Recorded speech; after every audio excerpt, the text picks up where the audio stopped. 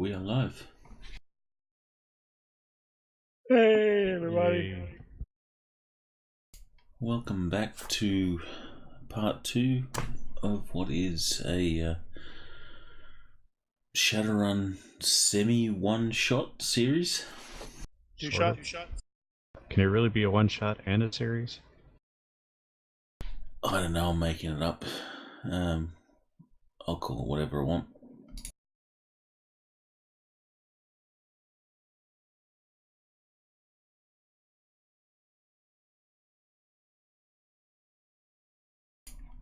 So we are continuing the second mission, which is part of the Shadowrun's missions campaign arc.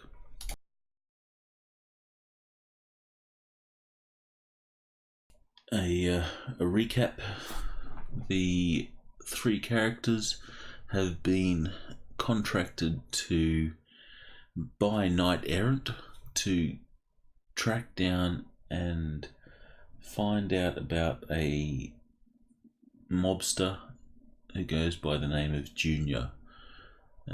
Knight Errant have no idea who he is and would like to find out. The characters went to a number of locations which were handed to them by Knight Errant to check things out. Most produced just a little bit of information. One being a pretty pretty sickening brothel.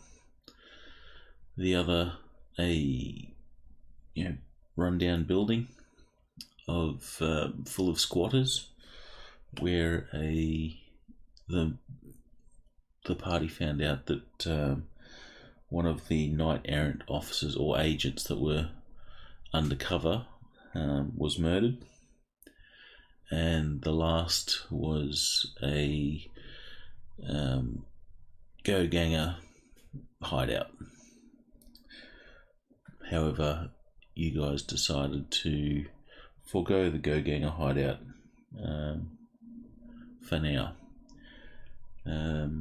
The runners ended up going back to a place called Murphy's Law, which is a bar that Junior is said to be involved in. And upon arrival, you find out that there has been a basically gangland shootout, which has left bodies everywhere, both those involved and innocents. In investigating this place, you guys found a hidden passage into the Orc Underground, which you have just decided to step into, and that's where we'll pick it up. Is there any bookkeeping that we need to take care of before we begin? Spending of points? Related note, FYI, it looks like what's going on with my point summary is that 1, it's double dipping on the reduced fatigue points, and 2, which that may be a carryover. That may be a carryover from GCA. And 2, it is counting the quirks separately, the total of which is minus 10 off the total, which is correct. Alright, so we have... So I think it should not be actually counting the quirks, because it doesn't count perks separately from the advantages either.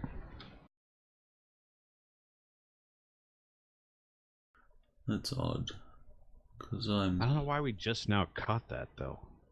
Seems like every other time it's always come out correctly. Yeah, I'll have to have a look at that. That does seem odd. But that fatigue point thing is kind of weird. It's also screwed up on GCA. As far as I know, The total that's comes out right, but legitimate. I think that counts against your no, it disad does. limit. But if you look at the total attributes and the total disadvantages, it's -3 off of both of them in the total line. Now, when it calculates it correctly, but if you just add it up with a calculator, what you see down there, it comes out wrong. Interesting. I'll have a look at that. But it is odd that we haven't picked it up until now because... Yeah, no. Yeah. I don't know how many umpteen million characters we've done. And they all seem to work out.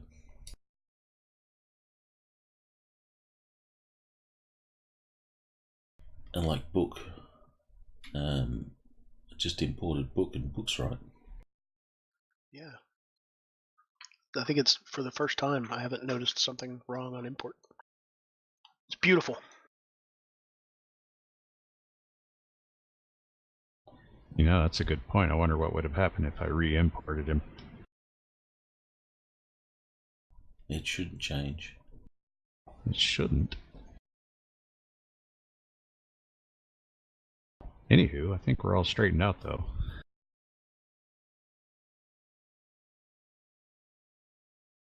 As far as Reboot Revision 2 goes. Righto. So, you head down into the underground. And find someone new.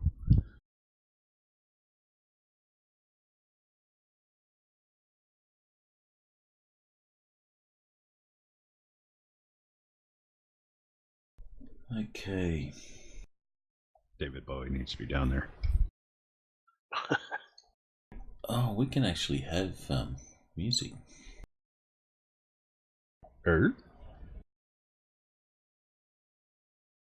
Yeah, I noticed the tabletop audio site lets you set up a server, like a sound server. And if I like click music and sound effects and stuff like that, it plays to everyone. Neat. I will fire that up. How does that work? Is that over TeamSpeak? No, it's a browser app. So we all have to be logged into it or something? Yes. I'll set it up and I'll send you the link. While he's setting that up, I do have something weird on my encumbrance. It may be correct, it just looks weird to me. With none, I have my full move of 6. But with light, it goes to 4 instead of 5. Is that correct? Yeah, that's normal. It's there's a weird break point in the calculation there. Oh, a rounding thing? Gotcha.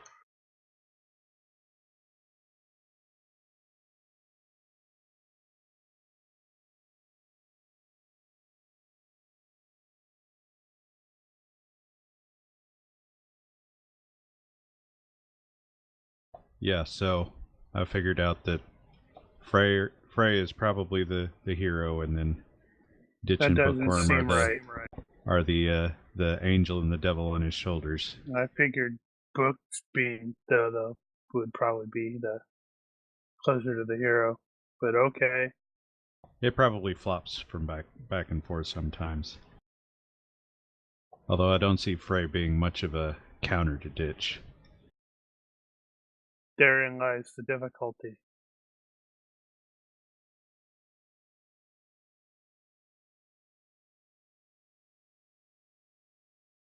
Yeah, and unless I rearrange my disadvantages,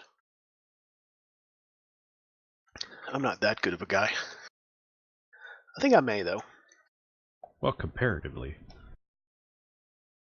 Yeah, I liked your suggestions. I think I may move some of these disadvantage points around for my last edit after this week. Yeah, I'd probably play around with mine as well. See what I can find out. Cool looking place. We've been here before. Or passed here before.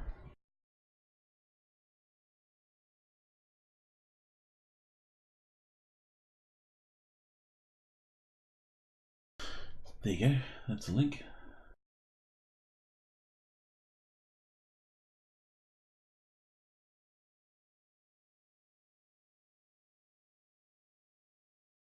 Okay, so you get a... Okay. I wonder if I could include this into the stream. Yeah, I'm wondering if nobody else can hear it. It's not going to work out as well. Apologies to anyone that's like tuned in.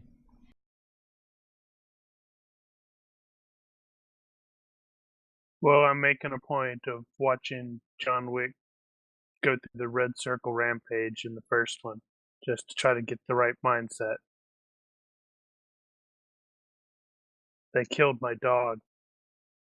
I wonder if there's a way you can get the links to show up in the stream.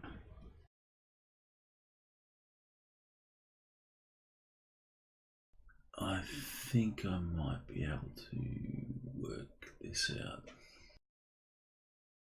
It might be worth looking into. Unfortunately, we'll have to forego it now. It'll be too much mucking around. Yeah. But it'll work for at least you guys.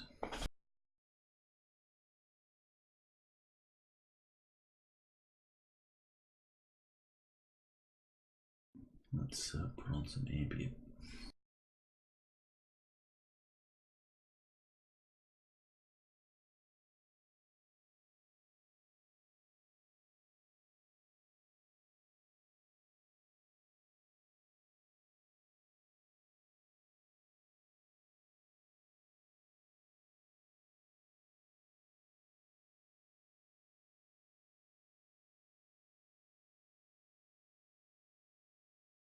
Are you guys hearing that?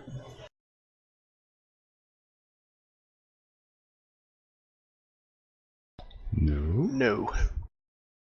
It says connected to server, but it isn't playing anything.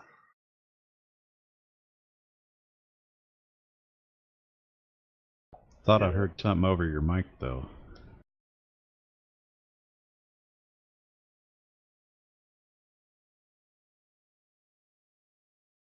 Yeah, I don't know if I have to do anything special.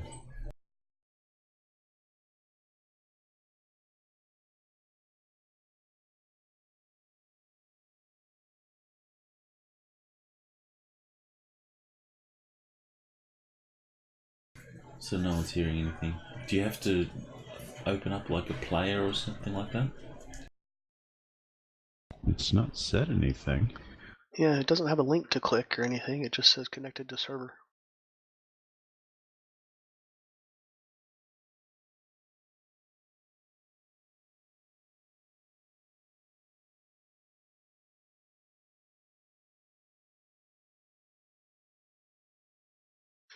Oh, it could be uBlock Origin blocking something on it. Eh? 5 players connected? 6 players connected? Yeah, That's I just probably me. Yeah, I hit refresh. I was trying something. yeah, I Hey, just I turned hear off the ad. music now. I turned off Noises. ad block, but I still don't hear it. Oh, ad block. Adblock's Yeah. still on mine. I just control F5 to the page, and I hear ambient sound and noises now. Ah, I'll try the same.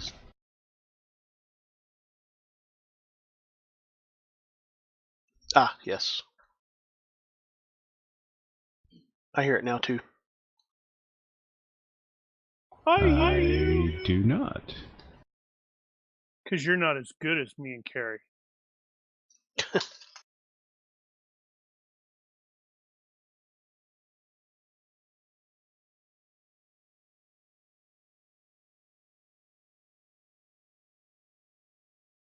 That's annoying.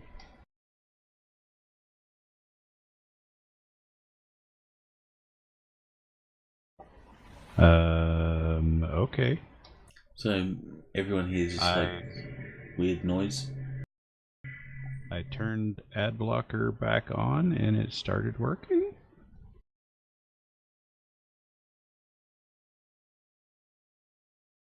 All right, Okay, so we'll pretend nothing's wrong. so everyone's got some background. Yep.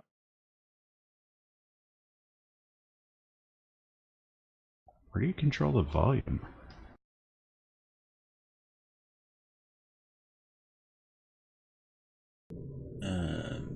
I don't know.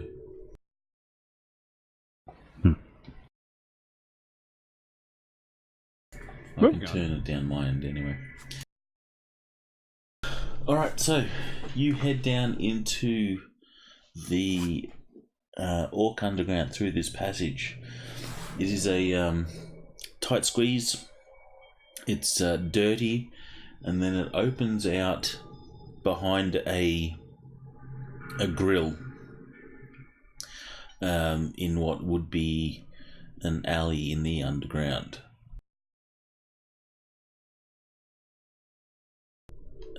What is your sort of marching order in regards to this? Is it lit? It is not lit at all. I'm I gonna can cast bet light. then that Ditch should end up being in front.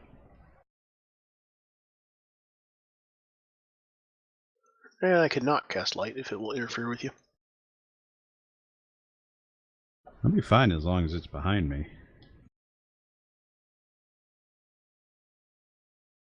Alright, I'm going to cast it for the benefit of the rest of us. Yeah, okay, so I do have night vision 5, but so I'll pull up the rear to make sure Book doesn't get ambushed and murdered. I presume he would appreciate that. I'm allergic to being ambushed and murdered. You too? Gives me a rash. Gives me a case of the deads. Alright, so you do have some light. Subtract the fatigues if it costs any. 0 to And- cast, 0 to maintain. And Ditch, you are able to see once there is some light, because the tunnel is pitch black. I can see regardless of light. Okay, In so case you it got dark matters. vision. Mm-hmm. I'm casting it on my walking stick. Okay. But it also makes me colorblind. Alright, so as you crawl through this space, Ditch, you will come to the grate that seems to open out into an alley. The grill or the grate is concealed, so there's stuff that's been sort of placed over it to keep it hidden, but there is enough of a sort of peeping space to be able to see if the alley is clear. And at this point, it looks to be just that, just clear. Looks clear. Nice callback. I will remove the grate silently. Alright, give me a stealth roll to see how well you do that.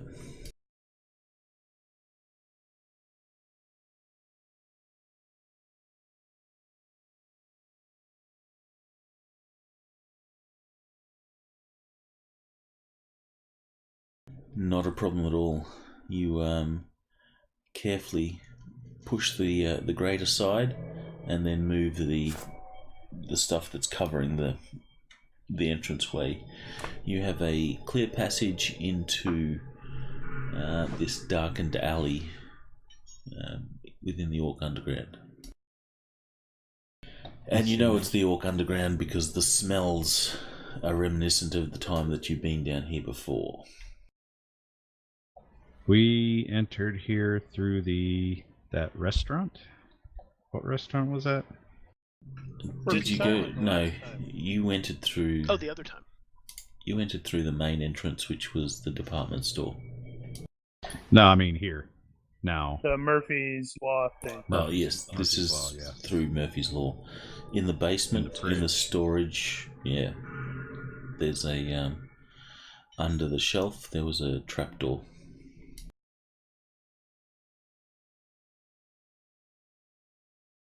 All right, well. Can we identify where we are? Aside from Orc Underground in general. Unless you have some sort of area knowledge, Orc Underground, then you are not familiar at all. Though I will. You have. Actually, I'll get smell-based perception rolls, please. At -5.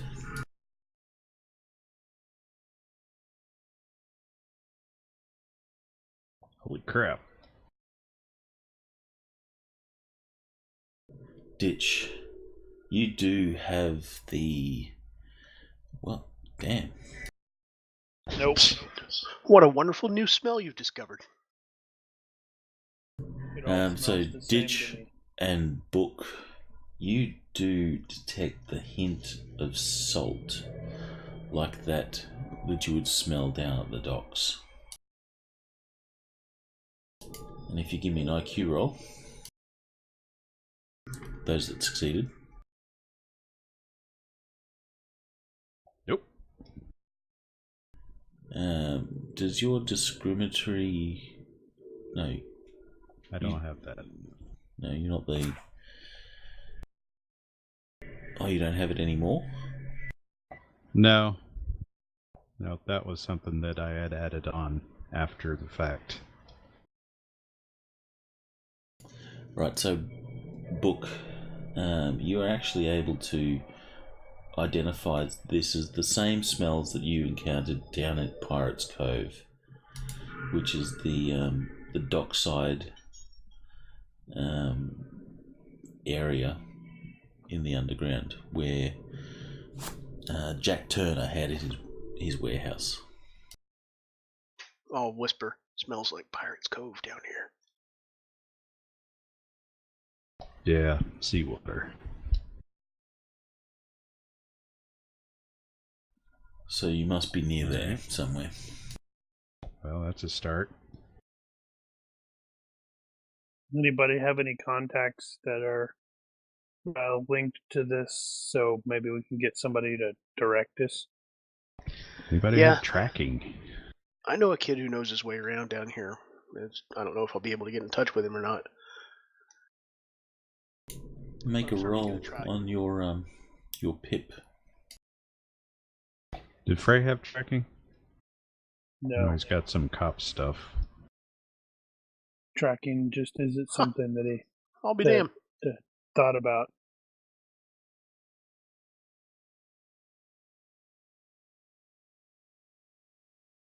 I actually made it. All right. How do you contact Pip?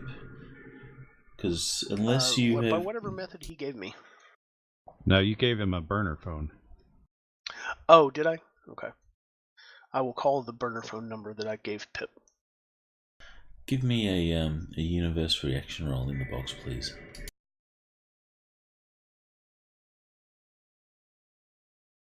That's Book. So just roll a general reaction. Alright, turns out that Pip hasn't sold the phone for some cash. Great. He answers the phone, being probably the only phone call that he's ever received on this thing. And he goes, hello? Pip. It's Bookworm. Remember me? I gave you the phone. Oh, yeah. Hey, Book. Listen, you want to make some extra new yen?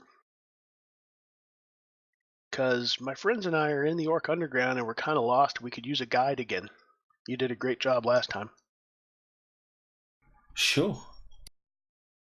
Shall I meet you in the same spot? No. We entered under a topside restaurant called Murphy's Law. Do you know where that entrance is? It smells There like is Pirate's Cove, but I don't know where we are exactly. there's a long sort of awkward pause. So it's like, Pip, you there? And he says, no, I don't know where that is, but can you find somewhere else and give me some landmarks? Okay, so yeah, I'll start talking him through what I can see as we make our way.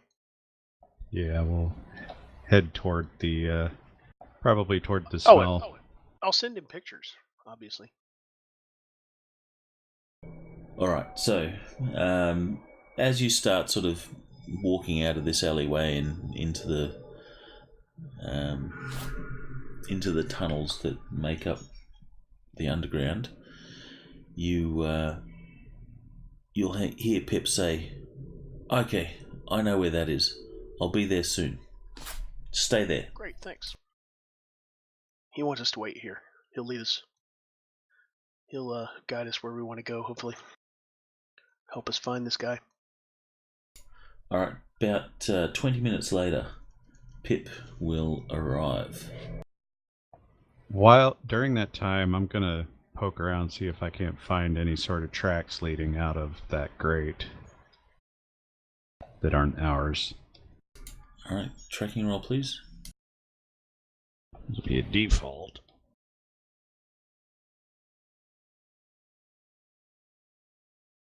Although, if I recall correctly, following a human is a somewhat significant bonus. No, it's a group of humans. I think just a human by itself is also a bonus. Well, roll your default, and we'll see if it matters. Had to look it up.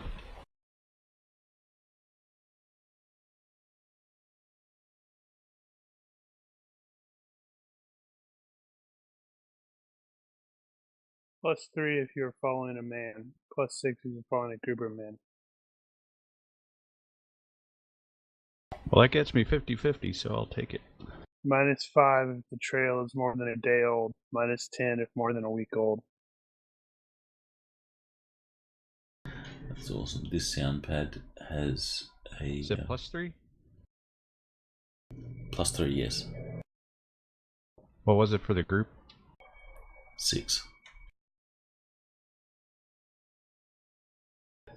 Yeah, the sound pad has a thing for fan blades.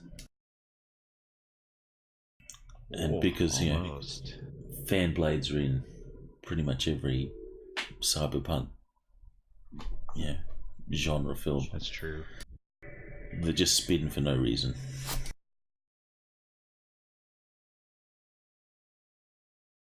Oh yeah, Blade Runner.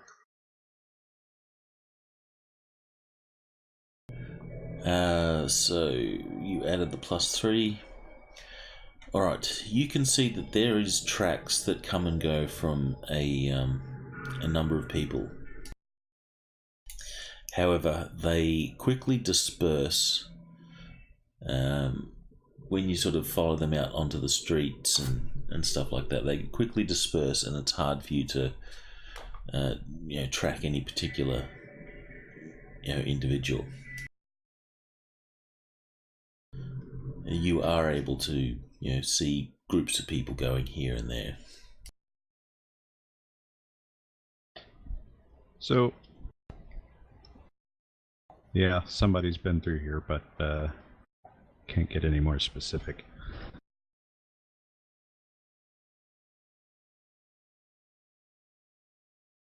So, about 20 minutes later, Pip arrives. While you've been sort of waiting, the odd orc has sort of come past this area.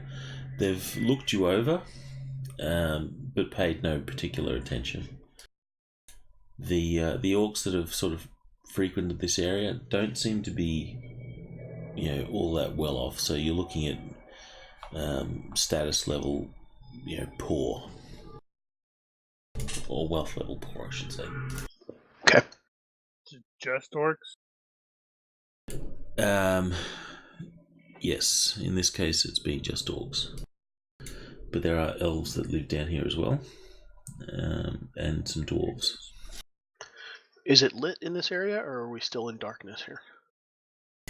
You are in mostly darkness. There is some ambient light that sort of filters in from buildings and such around. But it is dark, so it is a dark alley, street alley sort of thing. So talking darkness penalties if I don't use my light spell. Right. Okay. You'd probably be at, darkness penalty -3, -4, thereabouts. Oh, yeah. I'd rather not do that. Bad. It is for me. Well, what's your perception? So Pip turns up and he says, "What you doing down here?" We're looking for a guy. Yeah, I know people. Who are you looking for? I might not know. I might know him.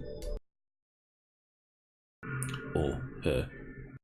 What did we have for a name? Junior. Junior. Right. Looking for an orc named Junior. Now, did we Some actually get kind of a big real shot. name for him? No. No, That's what we're the after. point. We're trying to find out who he is. Okay. The only thing that we actually got out of that was that he was an orc.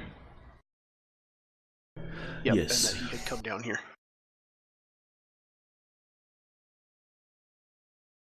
He says, "Junior." He shakes his head. He says, "But I know someone that might. What makes you think he's here?" Dead guy told me. He sort of cocks his head sideways and gives you a squinted look. I raised my eyebrows at him. Is it that weird?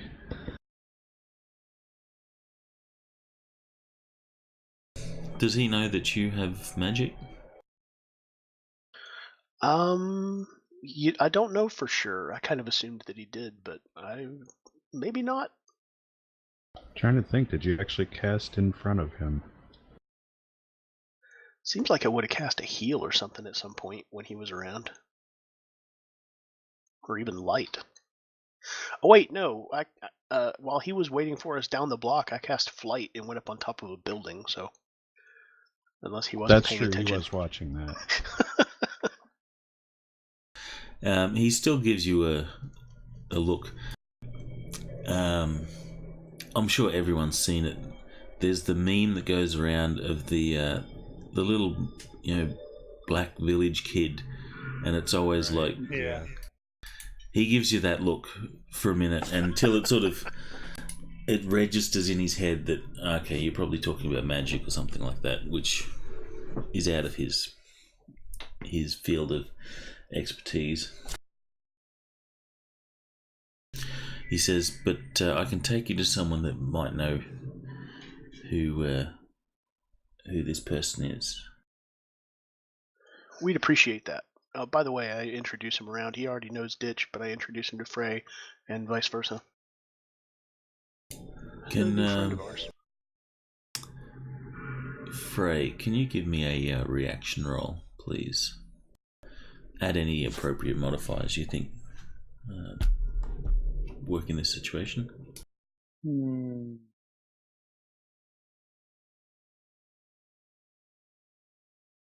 Well, he's considered a metahuman, so the social stigma probably doesn't apply. No, it would not.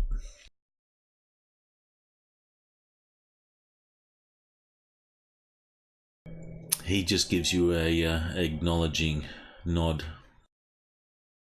Well, at least he doesn't hate you. He takes a few steps and then he stops and he turns around and says, "You aren't going to pay me, right?" Oh yeah. He holds his hand out. I'll give you some in advance even. And I'll give him 100. He has learnt not to offer a price with you guys because last time you paid him more. Yeah, you paid him a whole lot more than he was expecting. So you give him 100. Yeah, I do that. He. If you give me if you've got body language, you're welcome to make a roll. I think I do. Otherwise, anyone can I've make a got it perception for roll. humans. Actually, how does that work? don't worry. You don't need to make a body language roll. You can see No, I he's don't. trying to act nonchalant, like, yeah, that's what you owe me. But he clearly sees the zeros, and it's like, Christmas. But he's trying to act cool. That thing. When I see him, notice that and the eyebrow go up and then quickly go back down again, I'll say, "We really appreciate your help. Be glad that's We'd be not lost old down here yen. without you." He says, If it were old yen, it'd be like $1. he says, Yeah, it would. yeah, this will get you some way. And he turns around and starts walking a little bit quicker than he was before.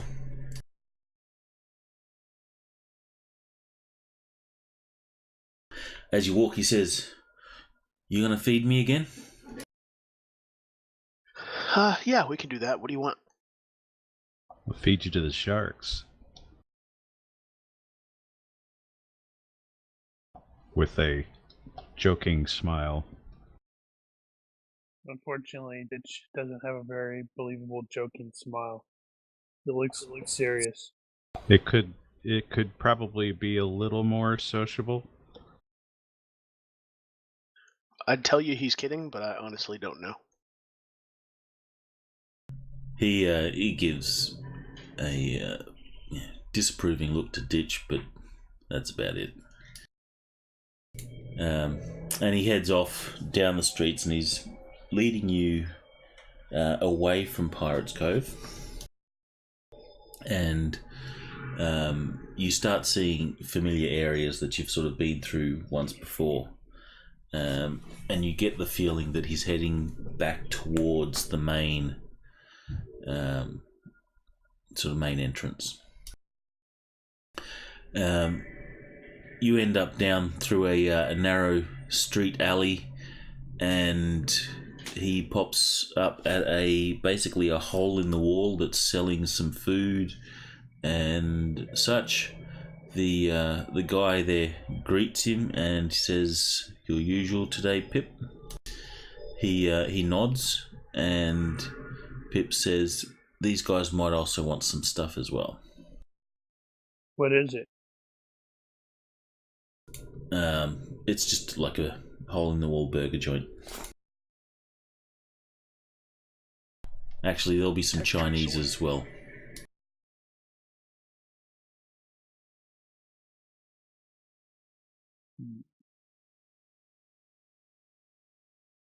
So, burgers and Chinese. Pass. That is a bizarre combination. Get Right. the sweet and sour burger. Sweet and sour burger. I don't know. Teriyaki burger that was really good. Sweet and sour burger, that doesn't sound too unappetizing to me. I could try that. I used to get the chicken sandwich at McDonald's and get the sweet and sour sauce for chicken nuggets and put it on there.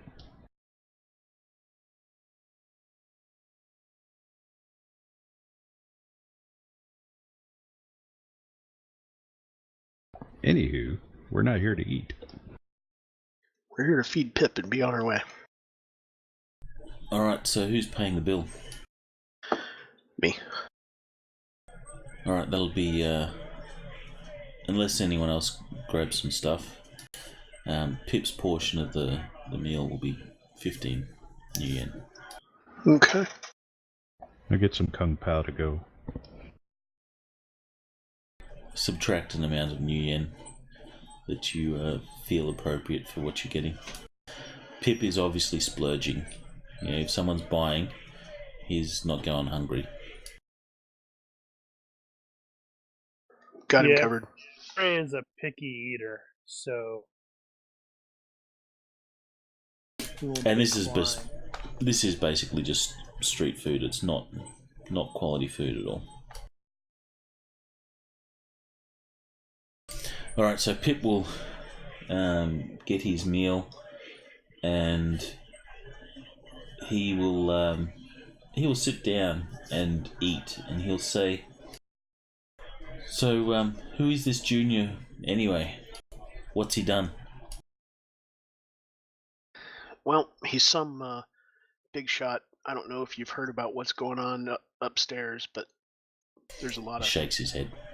Unusual levels of gang violence, and this guy is somehow involved, and somebody paid us to find him, and so we're trying to find him. You gonna kill him? No. Just looking for him. We want to find out what his real name is and where he is. And convince him to come with us if possible. But no, we're not going to kill him. Perception rolls from everyone, please. Vision based.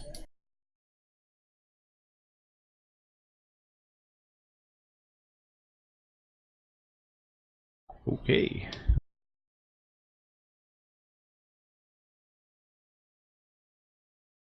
That's some really good Kung Pao chicken for a ditch.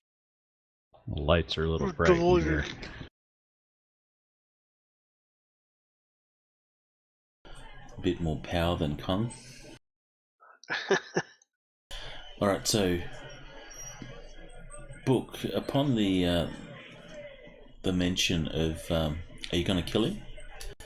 You'll see the street vendor that has you've just bought the food off has clearly overheard this, and it sort of called him to attention, and he sort of looks your way until you notice, and then he sort of gets back to what he's doing.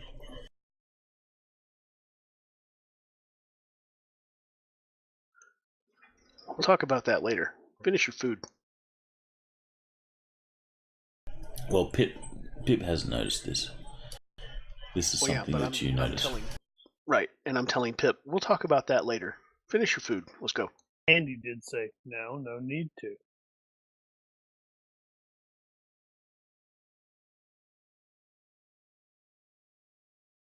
So we were hired by the cops to bring him in for questioning? Yes.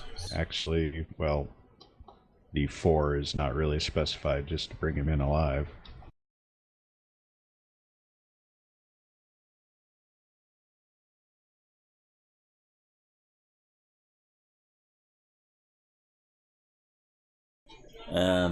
Pip will also say, is he a bad person? We'll talk more about it once we're moving again. Bad is relative. Oh, okay. Pip, shuffles in some food, and enough so that he can, then walk and talk, and he continues. He starts walking, while still, eating what's left of his food. So, and he said, "What's wrong?" So yeah, we assume he's a bad guy, but that's not really our business. We're just looking for him for somebody.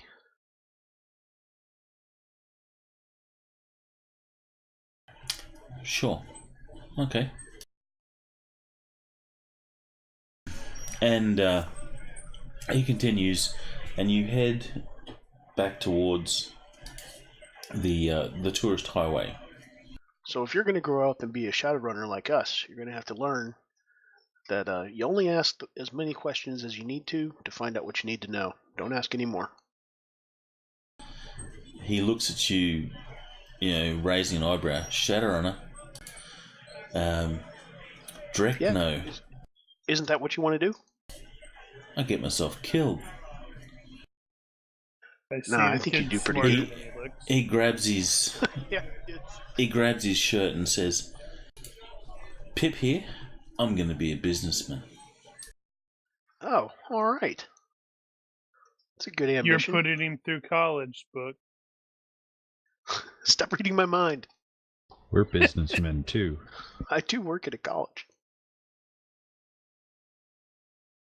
Who knows? He might have a potential for magic. The great and powerful Pip. End up being a star student.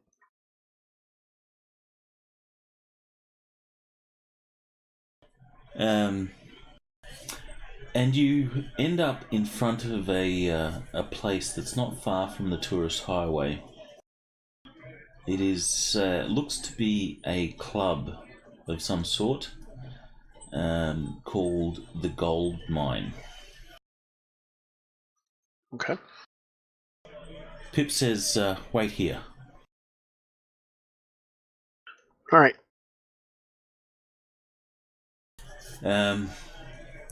Pip leaves you. He heads into this club. He waves at this, bored-looking bouncer. The bouncer sort of notices him, and you can see that there's some sort of recognition. They've met each other before, and Pip is allowed in. He's gone for 5 minutes, and he comes out and says, "All right, come on in. I've talked to him. He wants to talk to you." All right. I'll shrug at the guys and we'll go in. Does he have a name? Unless somebody is staying out here. He says, "Oh, yeah, Mr. Torini. He owns this place. He does a lot of good down here."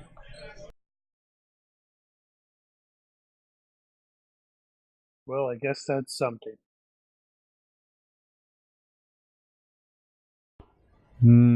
Yeah, let's suppose we should all go in. All right.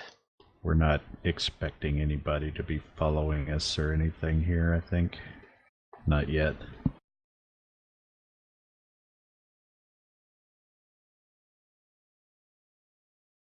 The volume on this soundboard is just a little bit too high by default.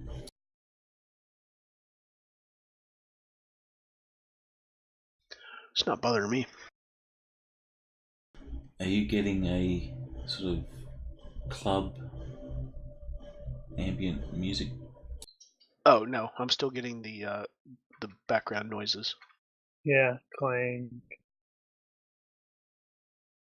Maybe you have to control F5 again. Or it just hasn't kicked over to the club yet. Let me know if it changes.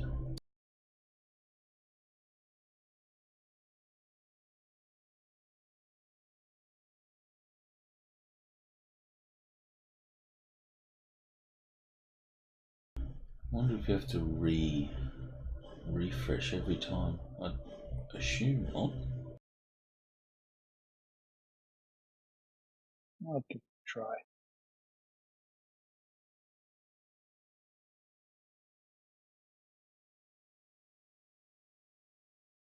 Yeah, when I refreshed it, it's club music now. I'll have to experiment with this. Fire it up on my laptop or something. Anyway.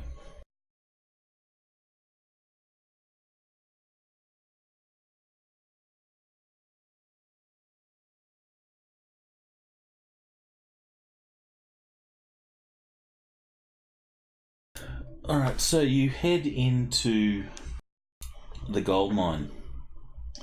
And after a short dark tunnel, you emerge in a dim but high-tech and well-furnished nightclub. There is a large bar which dominates one end of the club, and there's a stage for where exotic dancers dominate the other. Tables and booths are strategically placed throughout the club. and the low pulse of neoclassic rock pulses through the club as an attractive young orc writhes to the music on stage.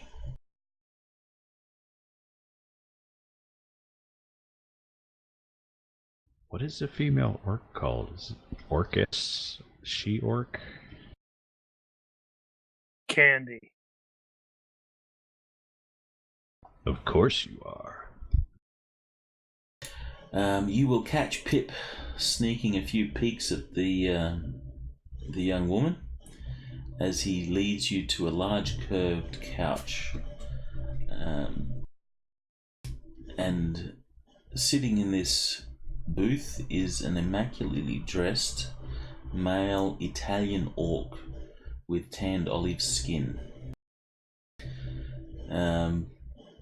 As you approach, he shoos away a pair of well-dressed young orc women.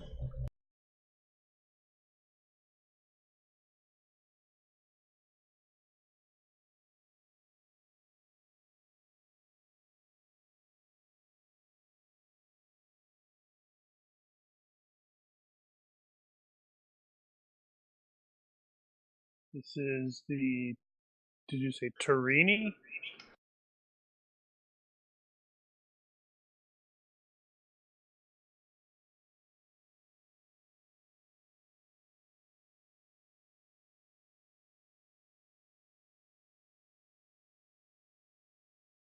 Turini, yes.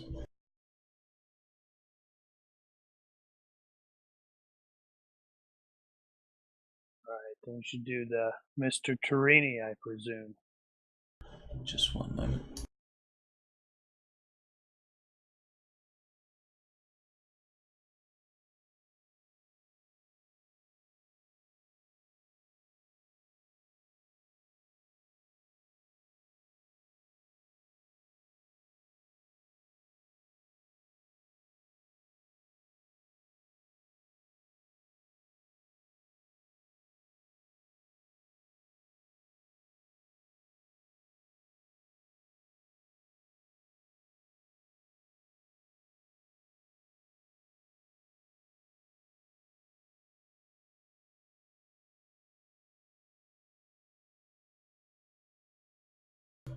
He says, welcome, welcome, my friends.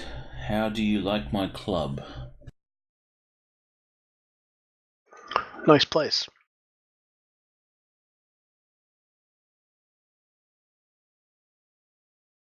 Not much of a club goer myself.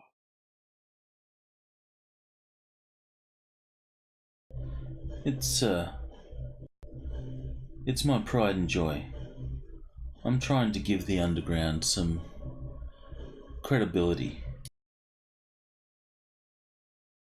And this is a start. Remind us what the cops wanted with him. Did they actually talk about that at all? They wanted to know Except that who he he was, really is and to bring him to them. Okay, we had at least one drug den that was answering to him. Yes. And they were saying other operations were answering to him. No, they didn't mention anyone else. They just said that his goons turn up every month to collect profits. Right, and that was at the brothel. Yes. Okay, so if he were to ask us what the police want with him, the truthful answer would be that he's spreading his operations to the surface and they want to deal with it. Well, who's going to mention police? Honestly, occurs to me as we're here in front of him, but I don't know what we're going to do with this exactly. But anyway, yeah, I'll say, nice place. Looks a lot better than the Murphy's Law.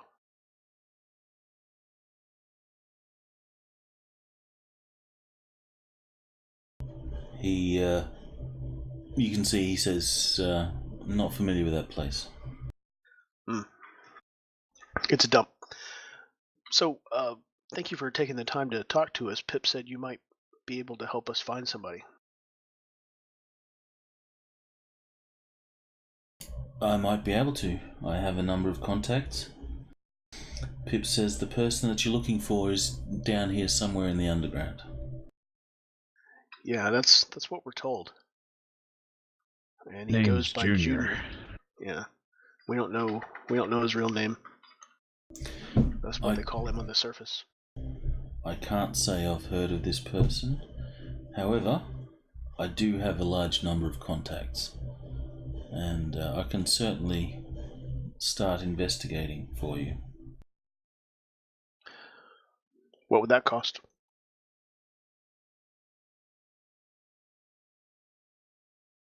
He sort of smiles and nods.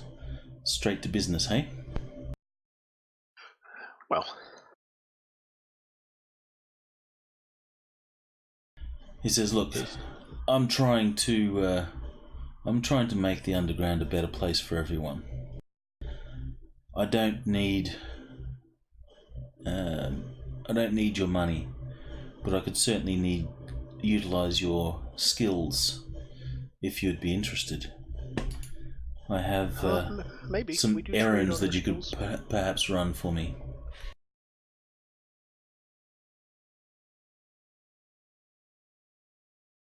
What kind of errands?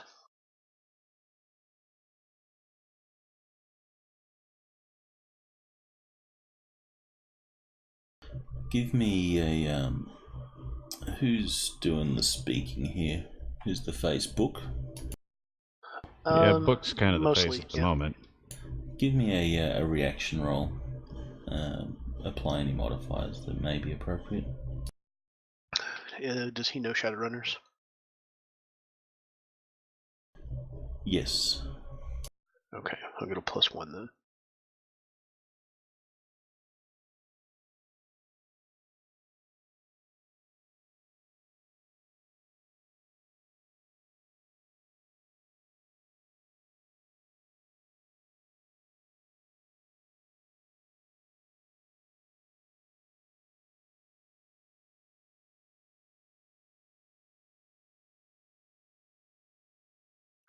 Unless that was something from the previous campaign that should not have been carried forward, by the way.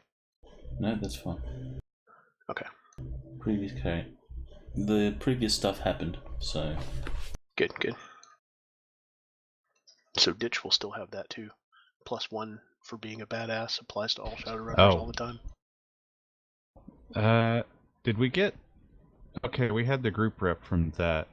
Was that actually... That was... Rep? Yeah. I mean, I paid for it. I'm not sure if you... That particular reputation was from before, and yeah. I think we all did actually pay for that at the time. Now, I'm assuming that stuff didn't happen anymore, and that's no longer applicable, it didn't. At least for me.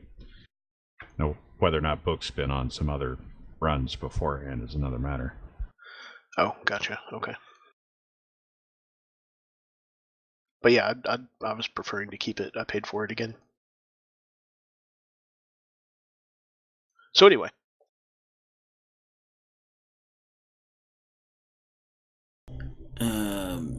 Okay. He says, "Fine, you guys look like a decent mob. There's a few things you could do for me. I'm undertaking some construction down here, just building the place up, making it look nicer, making things a little bit more comfortable for people down here. I've been suffering from some complications that have arisen through some of the local gangs down here that seem to have an aversion to what I'm doing. I have a construction company on the surface that I'd like you to escort to the underground and ensure that all the goods arrive here without hassle, or arrive here intact, I should say.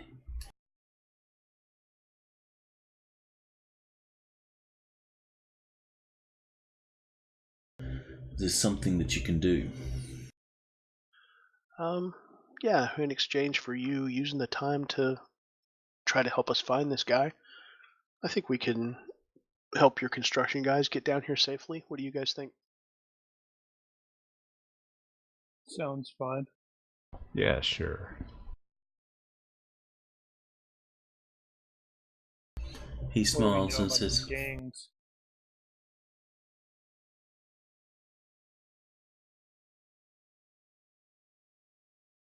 I think you may have encountered them before. The construction guys? Or the gang? The gang. Ah.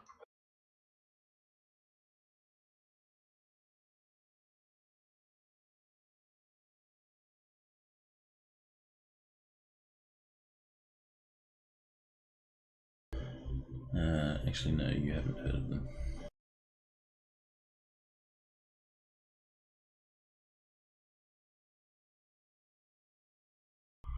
He says it seems to be two operators working in cahoots with each other.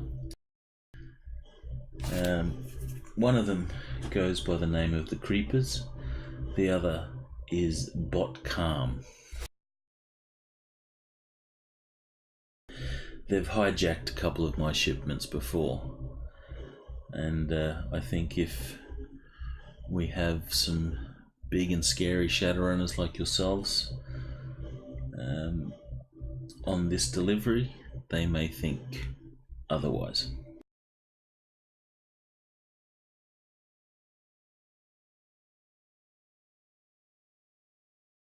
Alright, so when is this delivery supposed to happen?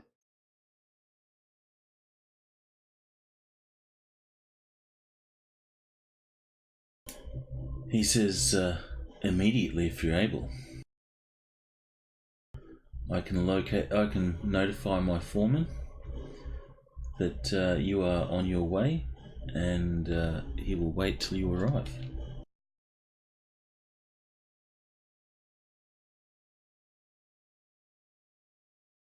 I look at the others. Shrug. Alright. Yeah, we can go now.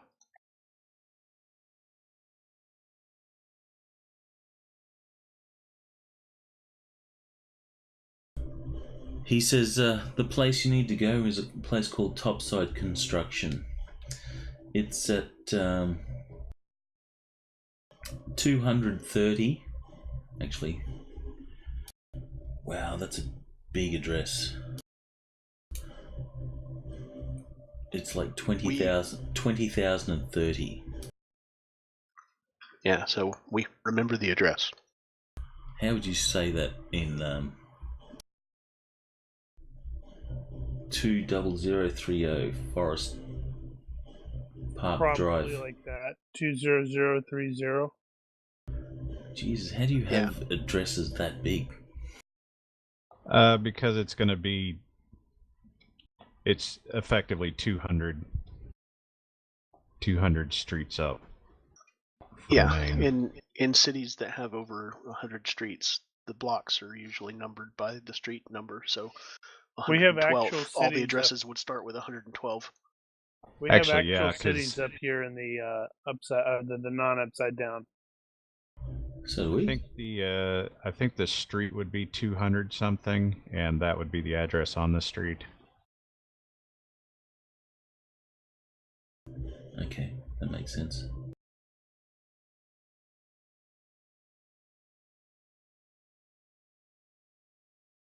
Yeah, Seattle's fairly sprawling, so it doesn't surprise me it goes that high. Yep. Yeah, so 20030 Forest Park Drive, Topside Construction. It's on the border of downtown and Snowish. Talk to the foreman there, Jim. Jim J.J. Johns, he goes by. He will. That's so. It's a lot of J's. Well, if it's Jim Johns, it's probably everybody just calls him JJ. He'll be waiting for you. He's the head of the Department of Redundancy Department. When you get back, I'll have something else for you. Great. And hopefully I can get you some information on this junior person. I hope you can. Are there any details or specifics about him that you know of that might make my job easier? An orc. He looks at you funny. An orc in the underground. Yeah. Anything else? If it was easier than that to find, we would have just called him. Are we not going to mention any of the linkage? This is out of character. I was any going of the to, linkages to the crime family? Yeah, I was going to mention that. I was going to say there's no reason not to. Yeah, we don't know for sure because we don't know the guy, but the word is that he's got organized crime connections. Irish? Up Irish. top. It's the Irish. Finnegan's, according to my notes. Finnegan's, that's what it was. Here in the underground. We only know about topside connections. We don't know who he's working with down here, or just if he's just staying out of the way down here. He says, "I'll see what I can find out." Thanks. His real name would be ideal if you can get that. But where to find him would be just as good. I'll let you know what I find.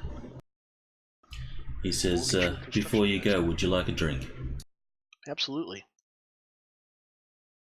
He calls over a waitress and will take some drink orders, and then he'll proceed to socialize with you until you guys decide to leave.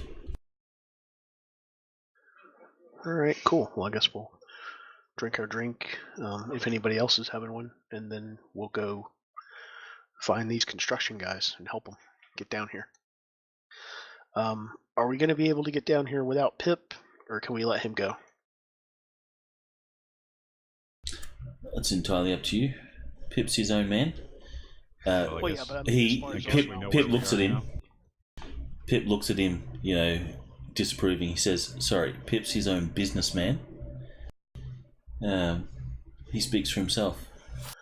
Oh, sorry. I should have specified. That was me asking, based on our knowledge of how to get back down here, do we need Pip? Oh no, you'll be able to. Out loud to the guy, do we need Pip? No, you'll be able to find your way back here. Okay, so after we have our drink, we'll cut Pip loose and tell him to keep his phone charged and pay him the rest of his money, quote unquote. Which will be an additional 50, I guess. I may have been looking at something else at the time. Was it ever specified what the obstacle was? The obstacle? For the construction guys? Yeah. Why couple can't they just come down here? Hitting them. Okay. Hijacking your stuff. Their shipments. Gotcha. And so we're expecting to either scare them off or deal with them one way or the other. I can live with that. Jared Harris. Are you casting him as Torini? Oh, yeah. I've been doing that. He'd have to be orcified. Obviously. How do you Photoshop an orc? Easy, you just stick the teeth on. I suppose. In the ears, I guess. I guess the orcs in Shadowrun aren't necessarily green-skinned. They're a variety. Yeah, I think your skin color would depend on what your ethnic Yeah. background is.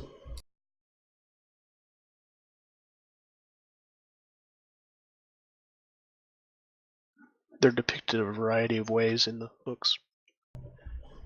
Yeah, he could be suitably orcish.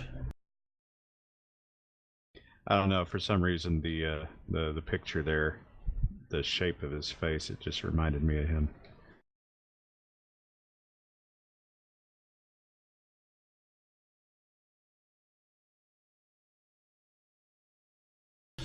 All right, so in your general chit chat, Tarini seems to be really eager to discuss all the awesome things he's doing down here. And he tells you he's like, out of his own money, he's building, accommodations and looking after the poor people here. He runs a like a soup kitchen, and he also takes care of homeless people. He has like a homeless shelter, and I guess that's how he knows Pip. And he seems to be really proud of what he's doing for the underground, and he wants to legitimize the underground as a proper district where people can live and have decent lives instead of the shithole that everyone thinks it is. Oh, well, Book is sincerely impressed. What are you doing to support this charity down here? Got any business topside? He says, I do indeed. You're going there. The construction business is owned by myself.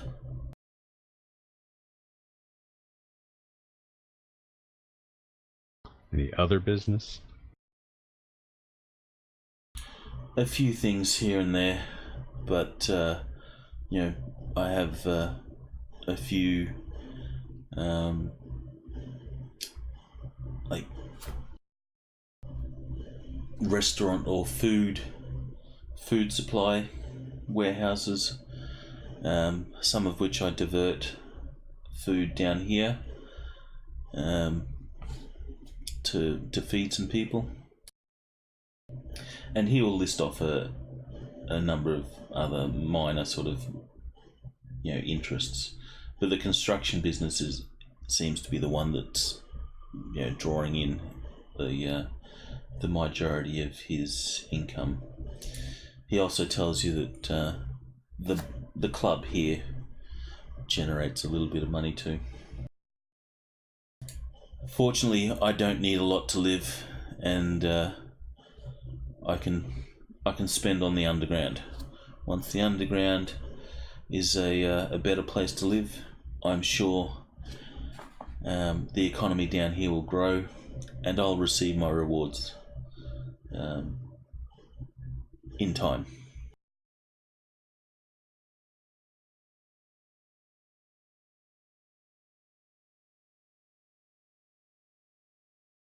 Well, that's a noble pursuit. I'm glad we've met.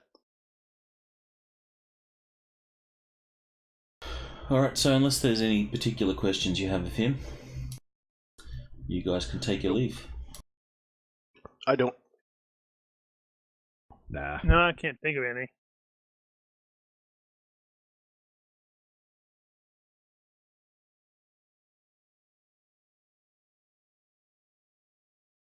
And as I already mentioned, I've paid Pip off and tell him to keep his phone charged. And he is totally going to take those dollar bills you gave him straight over to that stripper.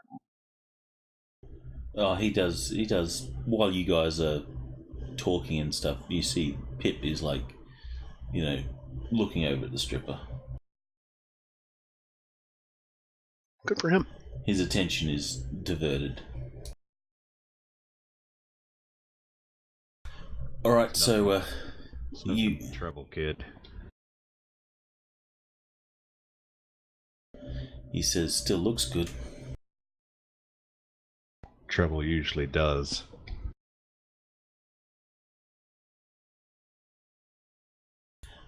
So as you leave and you tell Pip, keep your phone charged, he says, gotta be honest, Book, I only have been using the phone for games. I got no one to call.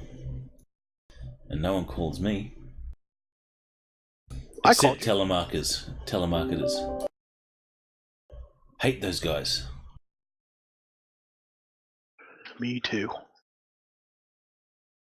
We'll see you around. Stay out of trouble.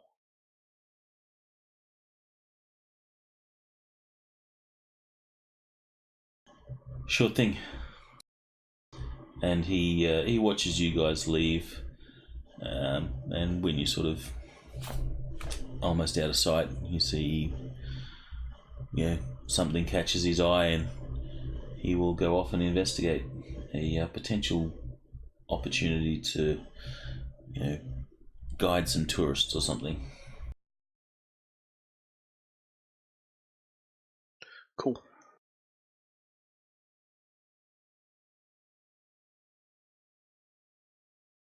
All right, so you head to the construction company. It is a large company. How are we going to get there? I assume Public you transportation, we- I reckon. I don't think we established how we were traveling around the town anyway. I said public transportation for me. public transport is good in the city. I think your bike is at. If you had your own transport, it'll be at the Murphy's Law. Right, that's true. So I would probably go back there and pick that up. Can All right, do. so I'll be separate, but you guys take public. Either way, You'll you'll probably get there arrive. first.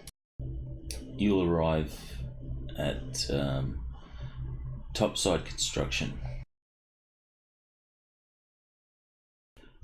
This is a large warehousing area. The docks are just south of this warehouse, and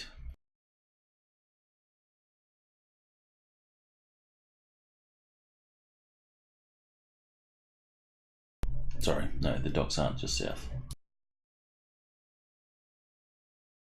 Where you need to deliver is just south.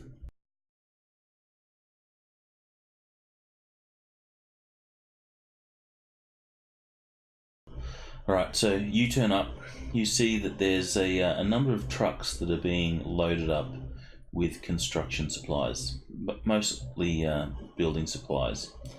The trucks are... I don't know if there's pictures available, but these are the model numbers.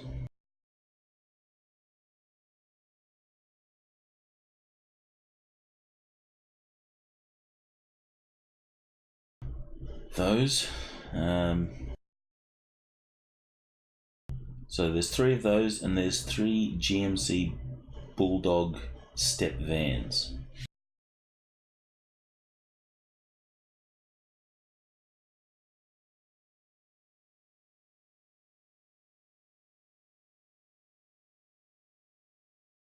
So there may be pictures of those on the internet. Well, I guess we need to try to find this JJJJ guy.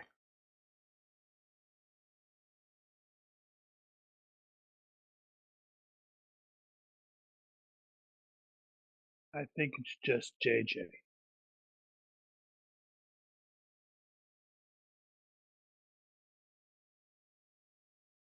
Here's a picture.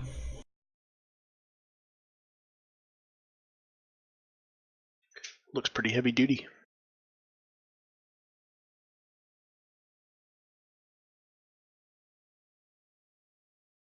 Looks like just some European heavy truck. So 3 of those and 3 vans. There is a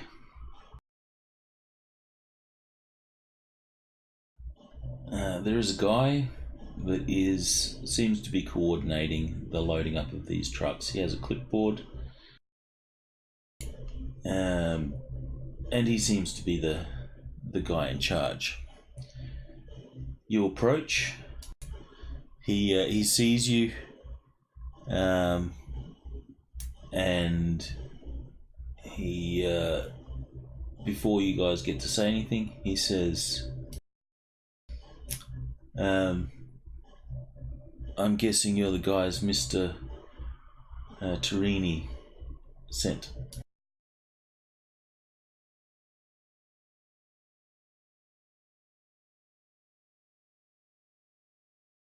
We are.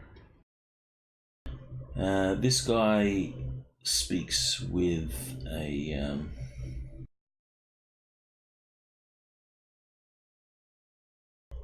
what nationality should we make him?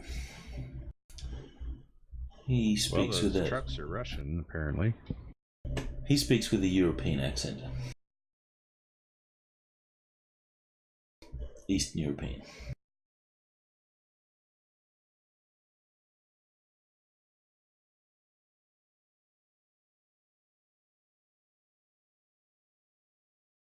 He says, User disconnected from your channel. What did we lose? Did we lose somebody? Phil.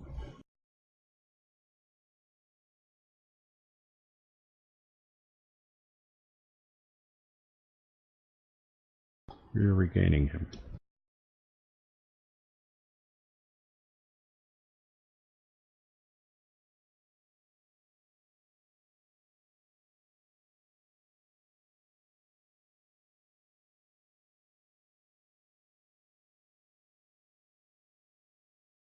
User joined your channel.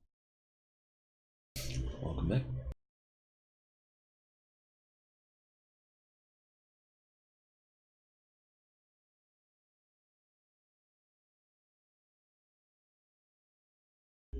And that's an image of the van. One moment, I'll copy these into Fantasy Grounds.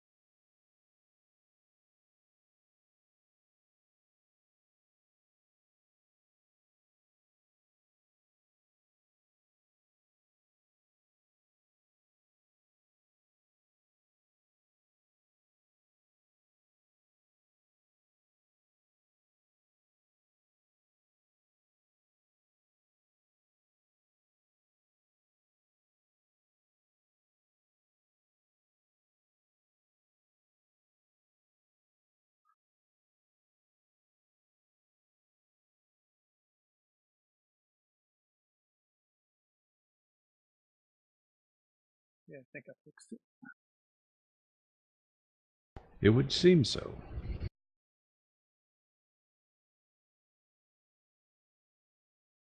Wow, what an ugly vehicle. Mm-hmm.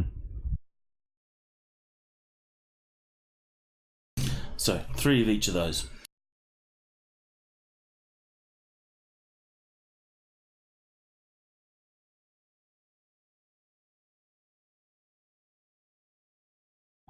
Right, so how do we want to do this? To the foreman. Let's see if I can do a really bad European accent. So you are the men that Mr. Torini has sent.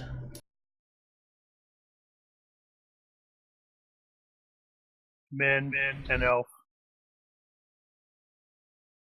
Yeah, I still wonder about that. Do they even recognize them as separate races at this point, or are they just men? He shrugs and says, whatever. We are almost finished loading up these trucks. they've hit in the past, how have they done so? How have they kind of tactics do they use? They don't have any tactics. Are you asking? Yeah. Yeah. We do not have any path. We head to our delivery destination, and that is it. No, I mean the gang that hit in the past. What kind of tactics did they use to? Did they strike from a certain direction? Was it always the front vehicle, the rear vehicle, etc.? It is different every time, but they will stop the procession and then quickly hit and run. On one occasion, they stole the truck itself.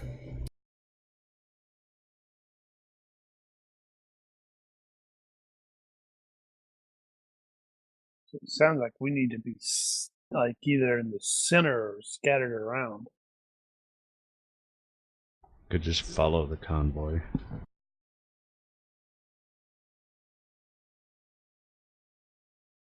That could take too long to respond. It depends on how far you're following them.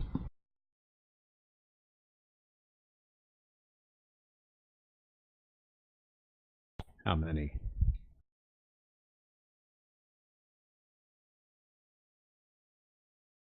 How are they armed? It changes. I cannot give you specifics, but there will be at least half a dozen.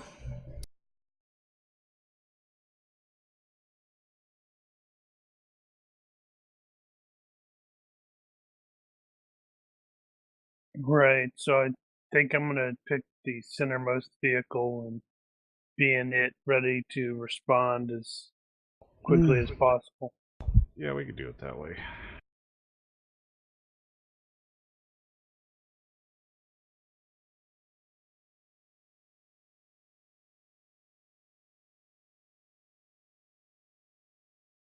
So each of us take a pair. Yeah. Alright. All of our trucks are rigged, so if you have a rigger amongst you, you are welcome to drive. So do they have a physical driver at all? They all have physical drivers. Whoops, I should change the club music. Maybe they all like the same music. I'm reminded of that scene from Bright early on, where it's a super hard rock. And it's like, that is the greatest love story ever, or love song ever made.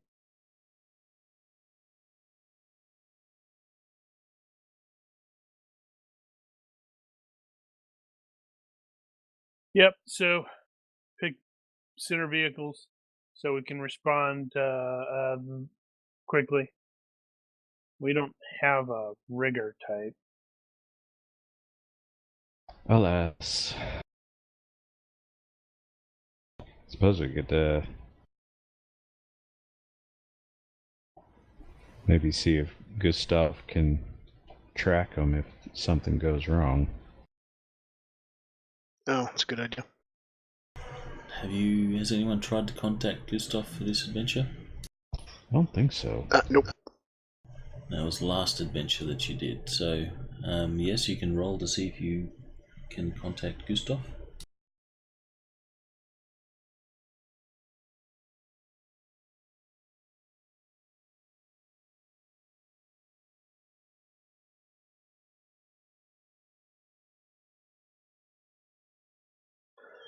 Oh, am I the only one who has him? Yeah, pretty sure. I've never met him. Yeah, I knew that. I thought Ditch had him too. No. Boo. Too high. Not today.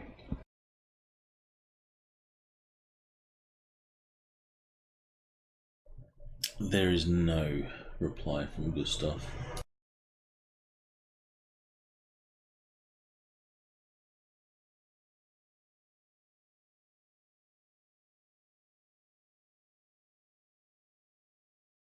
All right, so you guys worked out what you're going to do?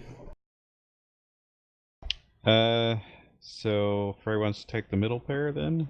Yeah. So, Book, you want front or back? I guess front. So I'll take the rear. Ditch is probably going to stay on the bike though, and just keep up with the back of the pack. Sounds good. You can split off and pursue if necessary. Yeah. All right, so you will start out with forming signals to all the drivers to head out. The lead driver, which is one of the vans, will pull out of the storage facility, and the rest of the vehicles will fall in behind. Do you guys have any instructions for the drivers?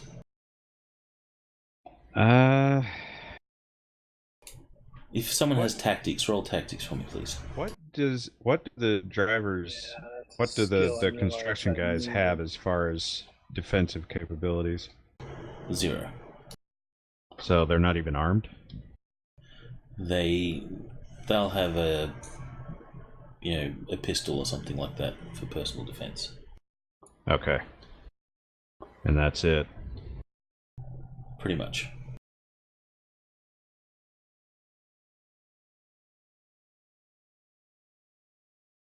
Well? Alright. Probably no worse off. Frey, you are not all that familiar with convoys, although you are able to work out that it's best to keep the convoy together. So, vehicles should be driving such that you can't be separated. Stay together. Right. You're not going to let anyone, pull in behind other vehicles and stuff like that. You all stop at the same lights, so on. Do they enforce the speed limits here? Are there speed limits and they are enforced? There are speed limits and they are enforced. Depends on what part of town you're in. I figure if that were not the case, we could potentially do the thing they do in foreign countries where they drive really, really fast, and if anybody else is doing the same thing, they're chasing you. Unfortunately, you won't be able to do that in the city. There's just too much traffic for that. There is probably one thing we could do, and that is to change the route. Whatever it was, change it.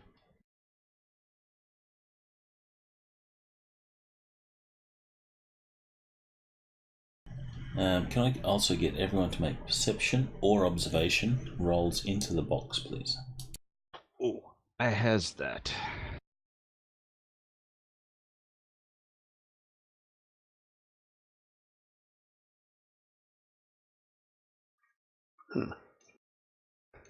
I have it, but it's perception average, so perception is actually better. Then roll perception. Oh, in the box. Ignore that one. Yeah.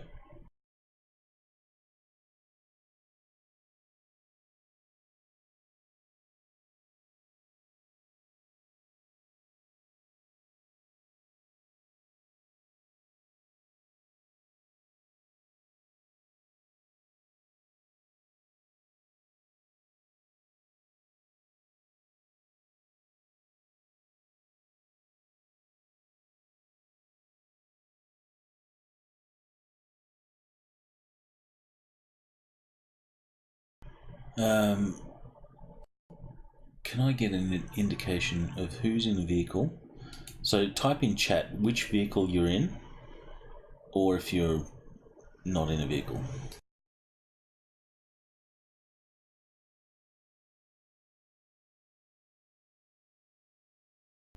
So for mid, you have a choice of either the last van or the first truck. Book, then you are in a van. Okay. First truck. And Ditch, you're on your bike. Yep. In between them or last? Around, I'm probably gonna not stay stationary. Alright, so where you can, you'll move around. Otherwise, you'll be tailing Charlie. Yeah.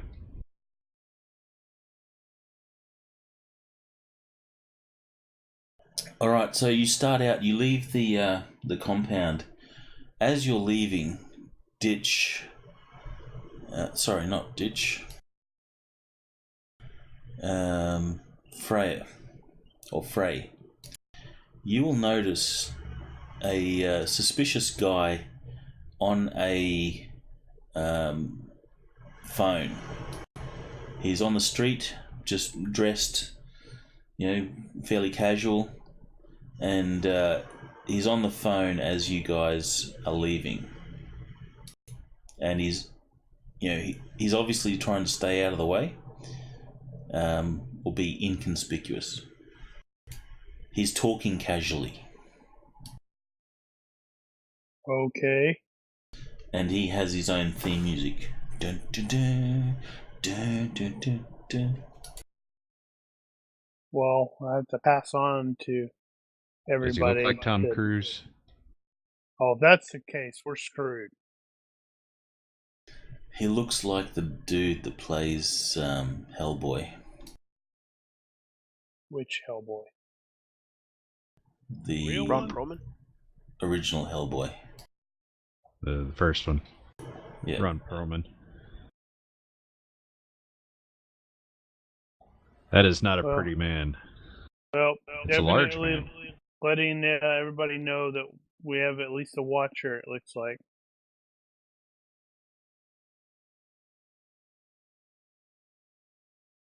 So stay alert.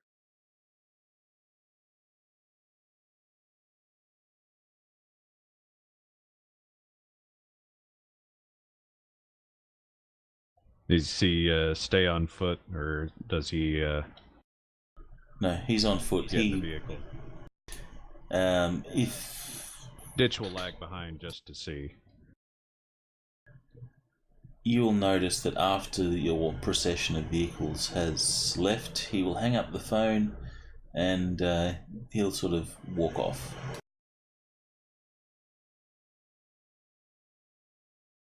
Tempted to go chase him down. But I won't. Can I, those people that have the skill shadowing, please make a shadowing -3 roll. Woo! Nope. Except I suck.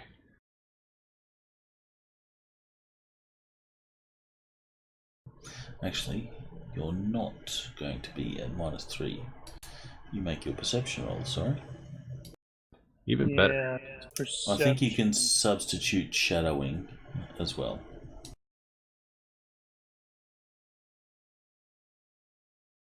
It's this So I already rolled versus that. vision. Shadowing versus vision.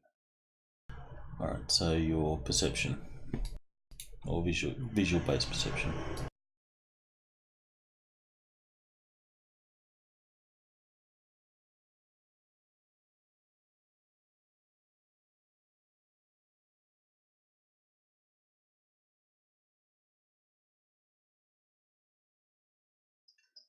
Me too. If you have it. I don't have shadowing.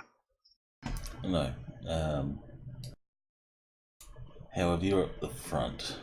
Actually, it should only really be Ditch that is able to pull this off.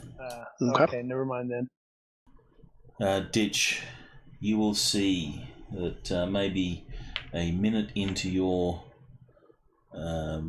journey, that there appears to be a guy on a motorbike that is weaving in and out of traffic, trying to keep his distance. We got a tail.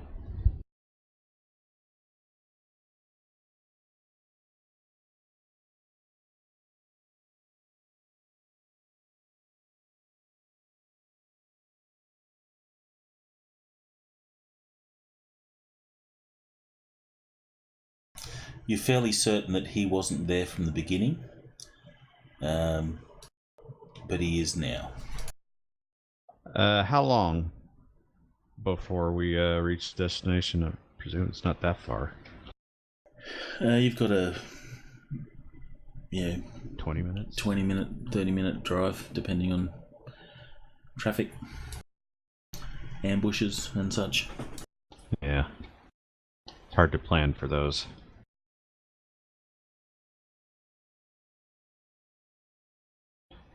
So I think what Ditch is probably going to do is take the next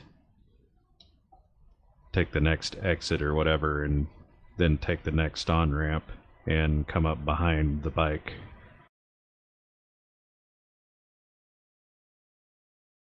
Righto.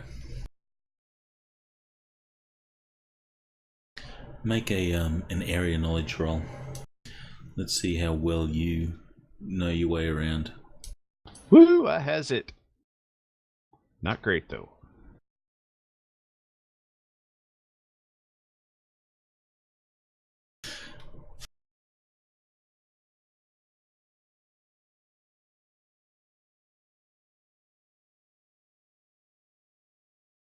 Excuse me, just coughing.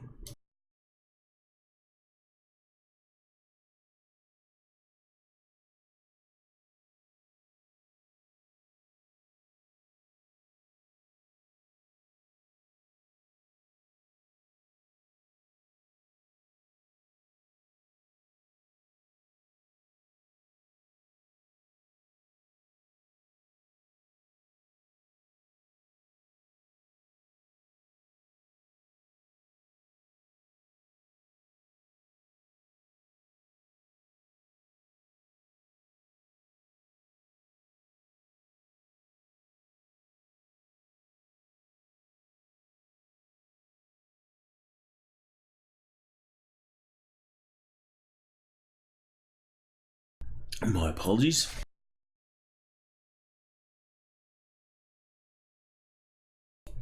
I've just come off it. Hold on.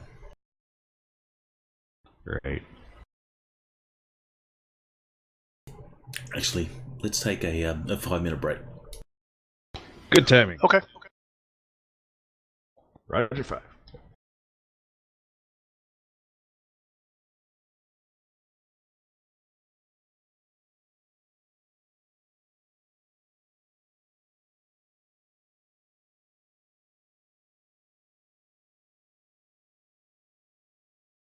A little bit. We are back. You know if the Suzuki Mirage is electric? Yeah. They're all electric. Are they?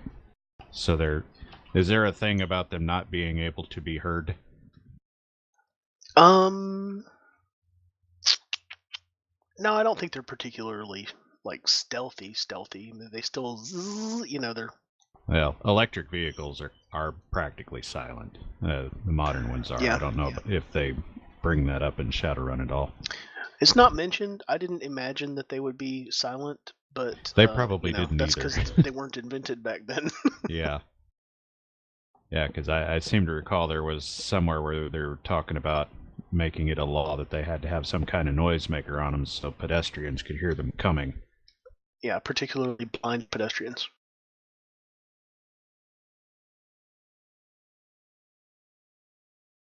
Anywho. Alright, so your failed area knowledge Yeah, what was means that about? you were trying to come around, take a side road, turn around, and come around behind these guys. That kind of depends on where exactly we are. Now, I was thinking of it from a highway perspective. And if we were on the highway, I'd just take the next exit and then take the next on-ramp and get right back on. Alright. Now, if we're not on the highway, then I'm probably just going to assume it's a grid and try to do a end around. Either way, you have come around behind them, but you're a lot further behind than you had wanted to be. Fair enough. I'll fix that.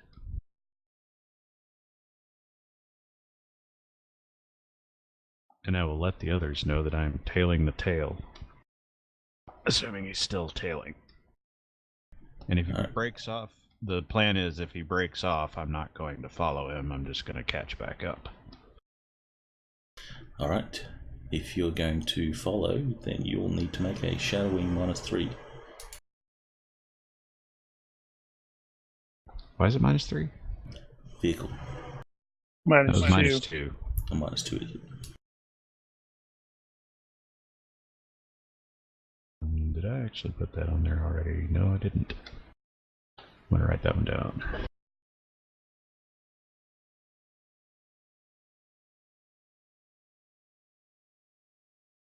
I have to say, I love being able to put the modifiers on the skills. I've just started doing that myself. It's pretty useful. Well, I guess that's something. Maybe he'll be focused ahead of him.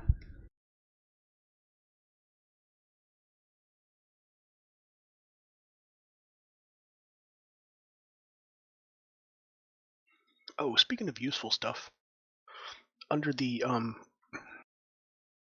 effects, could you add one for a sustained spell?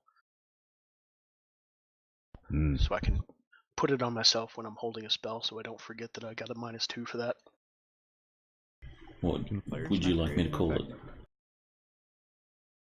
Guess not. What is the book called? An on spell? Oh, spell on. Okay. Yeah, something like that.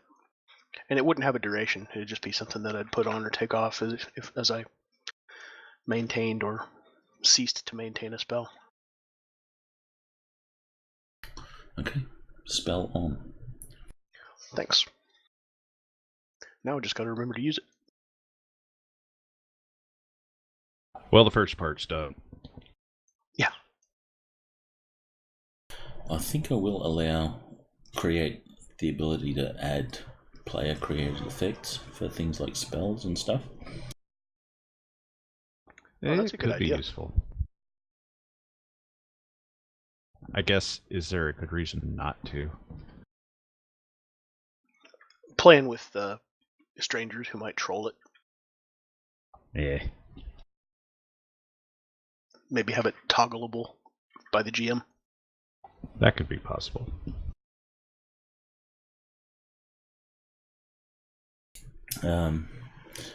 Not really relevant for us, but we shall continue.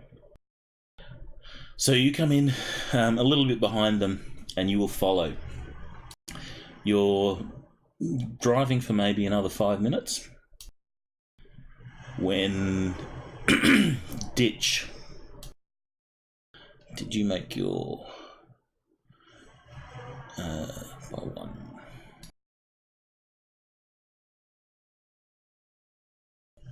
When Ditch, you see one guy sort of drive up next to you on another motorbike. Now this guy is wearing colours. He looks at you, and you can see that he produces a chain which he is going to throw into your wheels by the looks of it. Quick, decapitating. Do an endo. I do an endo.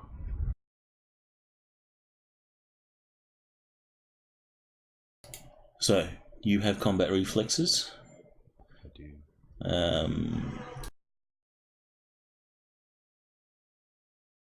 What is your basic speed? That. 7.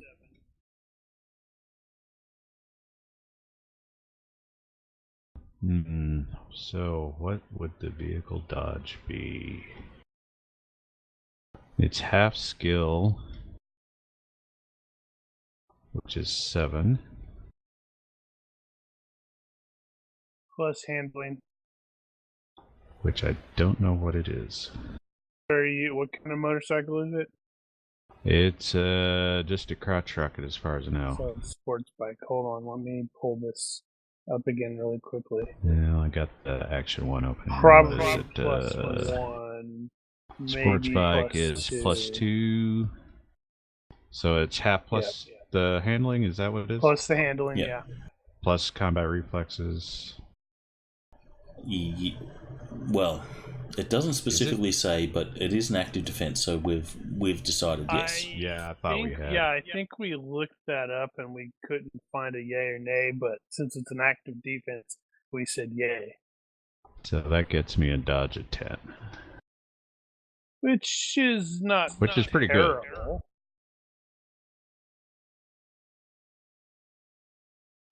Alright, and you can't do a retreat or anything like that in there. Can you do feverish on that? Did we decide you could? You cannot, because the vehicle doesn't have fatigue.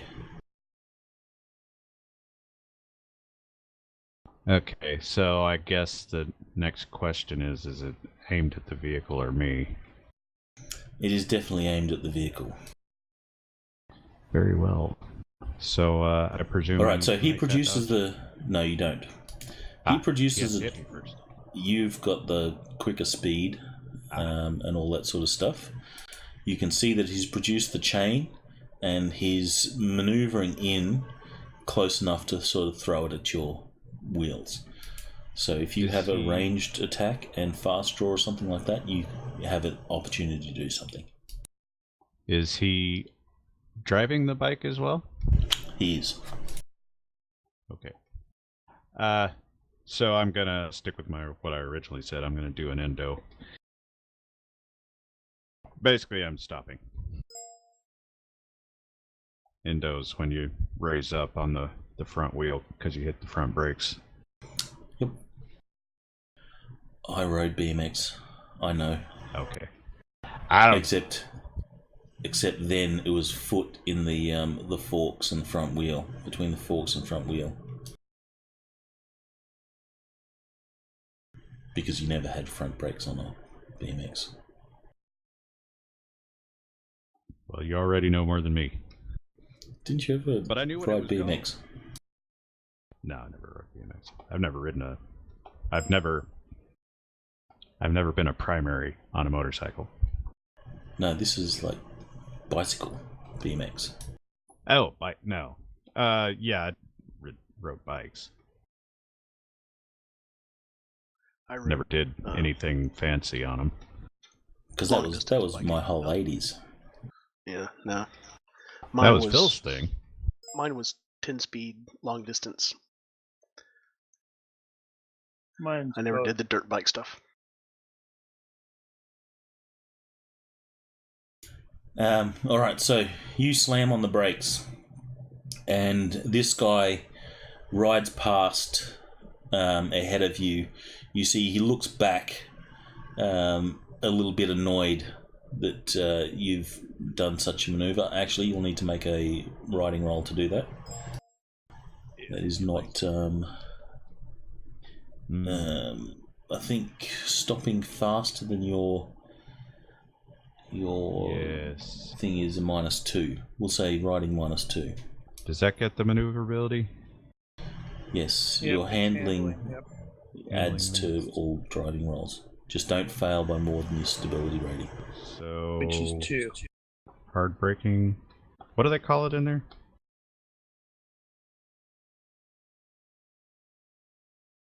Say -2. Roll the dice and see if it matters. If it looks to be on the mark, then we'll look it up. Otherwise, we'll move on. Not a problem at all. So you slam on the brakes, and he rides on past. It is about this time ditch that you see further up the road. a group of motorbikes turn out from a side street, and they are in pursuit of the convoy, with the guy that attacked you or was going to attack you a little bit behind them. Up. All right, I will inform the others and then start catching up myself.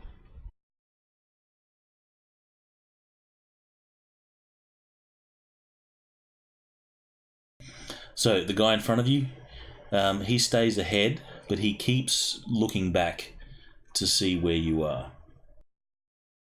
That's a good way to have an accident.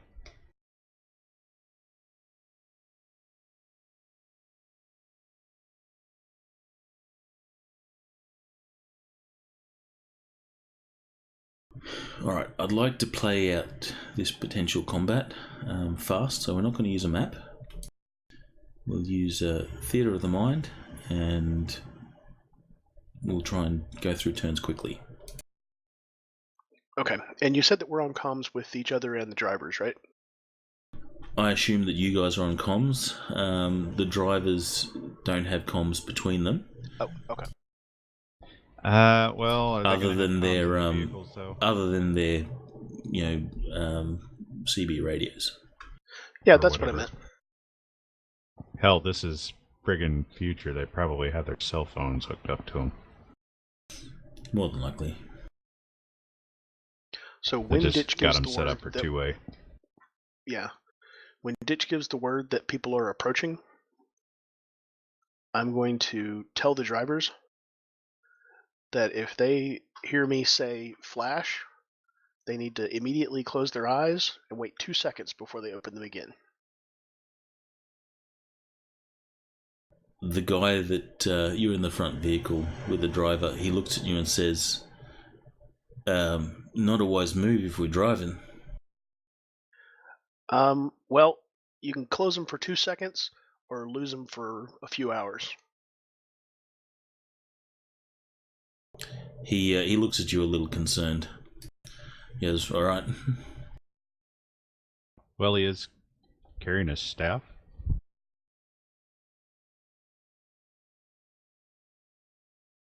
Presume Yeah, book is wizards kind are of known- unassuming. are a known thing. That's a walking cane, book's thing. Elaborate walking cane. Yeah, so he'll demonstrate rather than relying on the words. I'm not going to do a flash, but I am going to demonstrate that I can produce light. And if I tell him he needs to close his eyes, he needs to close his eyes.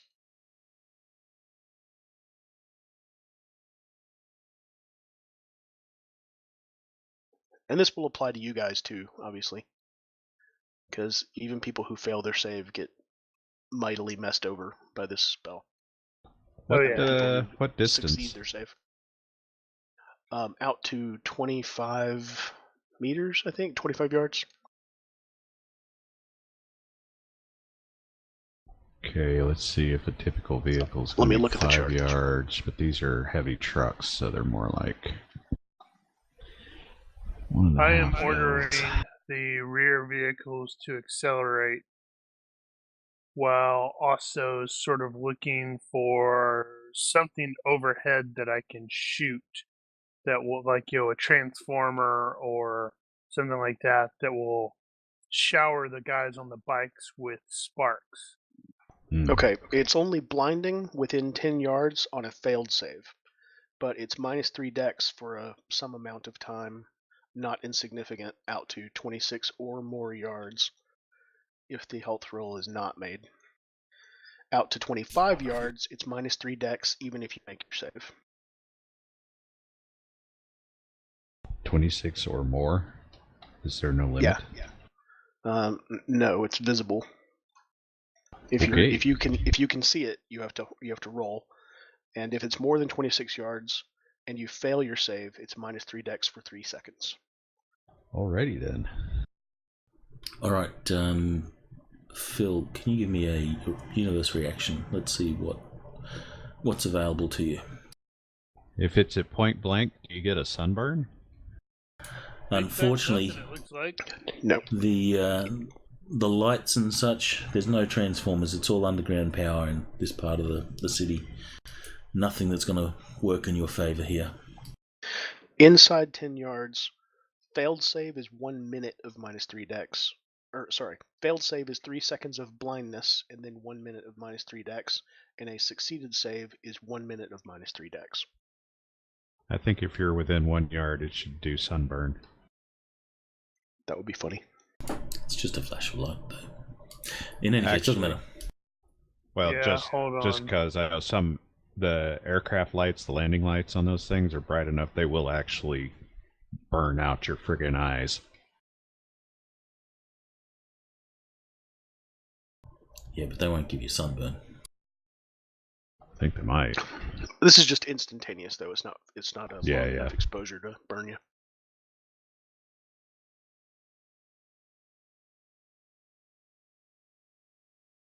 No, the sunburn's just funny. All right, so Frey, It would be. that will be your turn as you Yeah, I was desperately just- look around. I The was trucks. just double checking my ETS to see if that I could do that and then still potentially shoot, but I don't see why. The trucks will accelerate as they can only go as fast as the vans because the vans are leading the procession, and you're almost bumper to bumper. There's no room for another car to pull in between you. You're keeping it tight. That's good. That means could potentially run along the tops. That's true. You could. It'd be better if I had perfect balance for that sort of thing. Yeah. I suspect I know one of the things I'm going to start saving up points for. Ditch is catching up. How long until I am caught up within, pistol shot of one of the bad guys? We'll say you are next turn. Roger. You're Catching pulling a weapon. Yes, I'm gonna go ahead and produce that pistol. All right, book. I'm gonna start looking in the mirrors and out the windows and try to figure out what we're dealing with here. Exactly, like numbers and location. All right, so book. You will see half a dozen guys. I can guide him through that a little. Which Yeah, like are on clock position. motorbikes. They're on motorbikes and they're pulling up to the vehicles. There is two of the motorbikes have passengers. Okay. So you suspect they're probably going to attempt to board some vehicles. Sweet. Nice.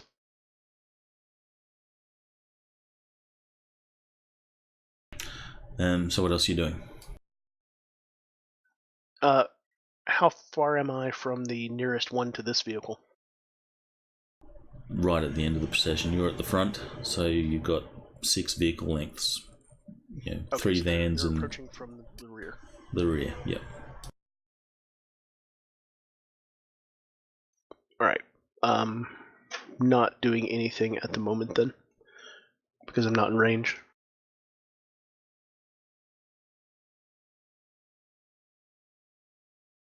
I'll tell my driver to punch it. Like we already talked about, it's kind of redundant. All right. The guy with the chain. He keeps looking back at Ditch. Ditch, you have pulled out a weapon. Mm-hmm. You see that while he sort of is aware that you have a weapon, he's not reacting anything more than taking evasive sort of manoeuvring. So he'll turn a little bit to make himself a difficult target. The equivalent of giving himself a +1 to dodge. He's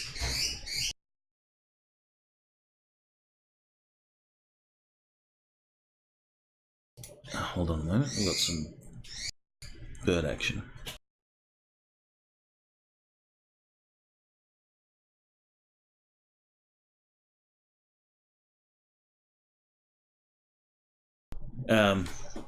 Yeah, so he's not sort of losing any ground or anything like that. He's continuing to sort of accelerate towards the rest of the mob. The rest of the guys pull up beside the first truck, and one of the passengers will disembark a motorbike, leaping onto the back of the truck.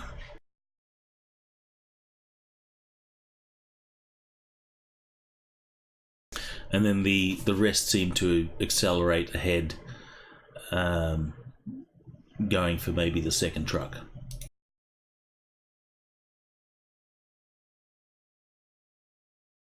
Okay, so I am at the midway. First truck. How many trucks were there?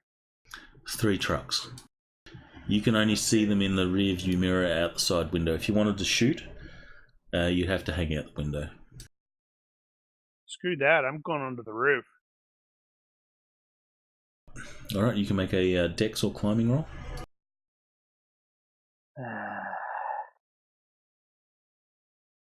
I'm totally going to botch this. I've got climbing, but my dex is higher. So.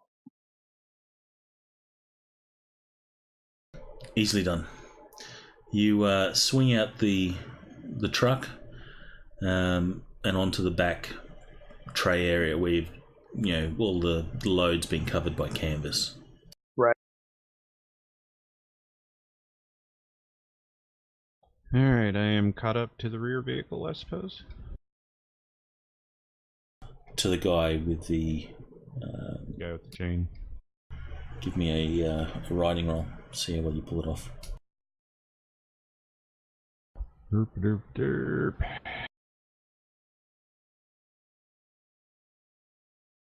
We'll do it as a contest. You ride better.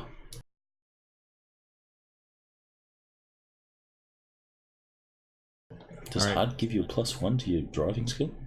Yep. Alright, so you are able to catch up to him. How close do you want to get? Like I said, we're playing it loose with the turns and stuff, so...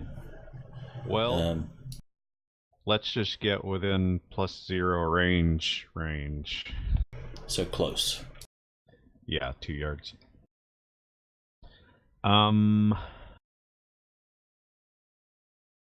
How sturdy are these vehicles typically gonna be if I shoot trucks. at the bikes? So if I shoot at the bike, do I have a reasonable chance of taking it out, or is it gonna take like friggin' 100 rounds to do it? Just like any other bike. I have no You'll idea. work it out based off the damage that you do and hit points and... Actually, how many hit points does that have?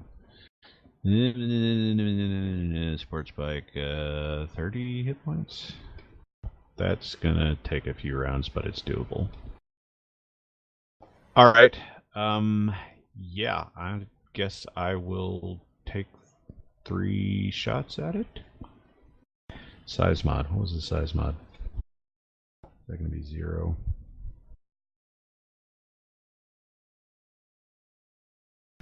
Just to set the scene a bit more, this is a sort of public street, so there are other vehicles and stuff like that, so stray bullets will be going somewhere. Stray bullets? Yeah, I don't care. Alright, so range 0, I got mods, and this is... Let's see, that. And not that. It's probably just that. Alright. I like it. Are you shooting him or the bike? Bike.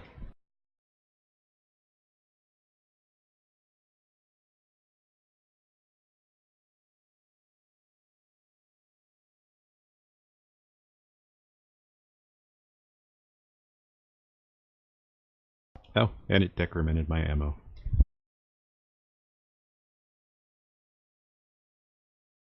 Alright, do your damage. You failed to dodge. Ah, crap, I didn't say whether that was armor piercing or not. Alright. Random vehicle hit. Odd. Alright, primary it is. Lame. Better. We're doing a random vehicle hit. I will do that. That is going to be... Is it just vehicle? I guess it is.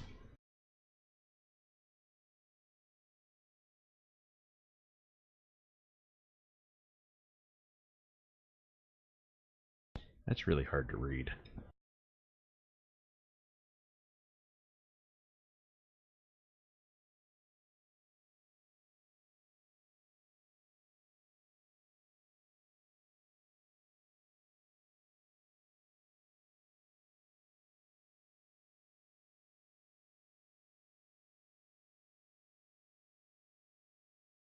What if that's not a location?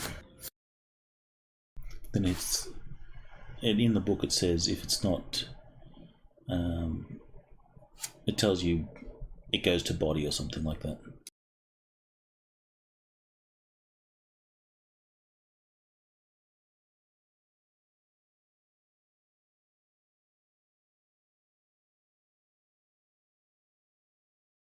I am not going to look this up. So first one I'm just going to say goes to the body.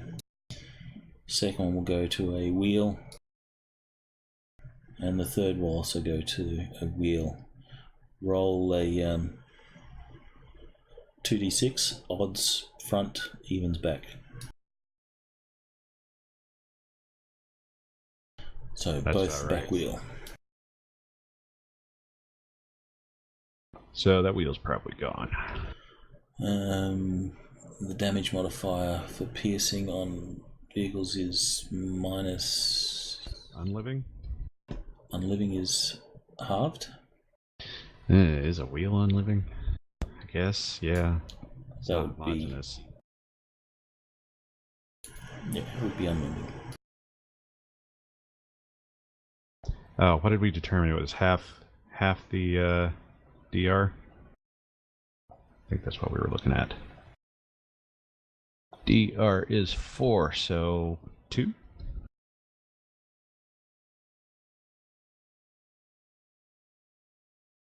And unliving is half, yeah?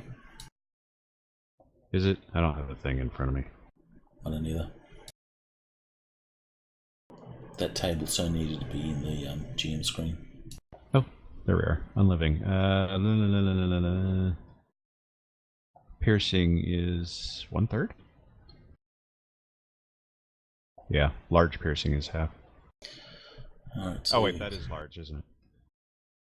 No, it isn't. No, it's That's just a piercing. ranged pistol, not a heavy. So DR2 on DR4 on the body, so 6 is 2.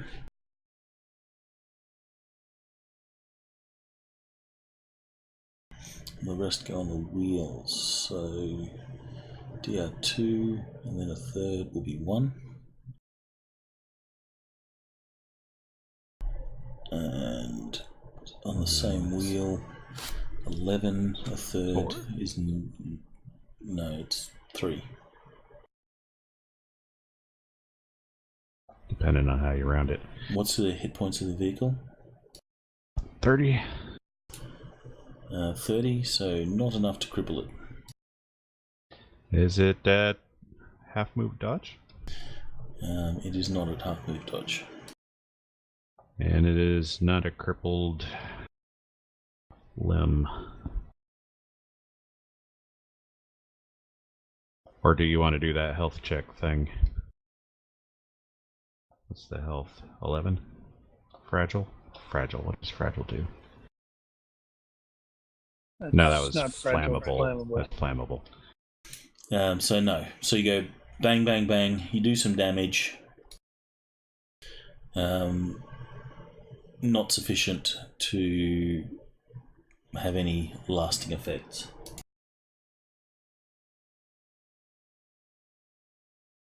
Book. All right. The progress of the ones that are approaching, where are they at now in terms of the column? They're at the last vehicle, beside the last Still. vehicle. Okay. They will Right. move up on your turn.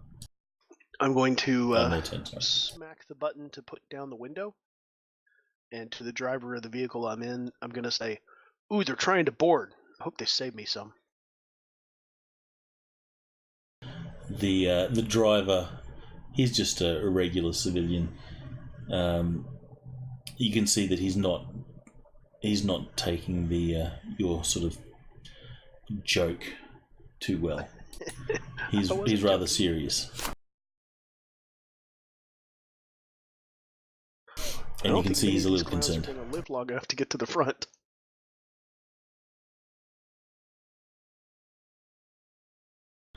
Okay, the guy with the chain. He's going to toss this chain into your front wheel.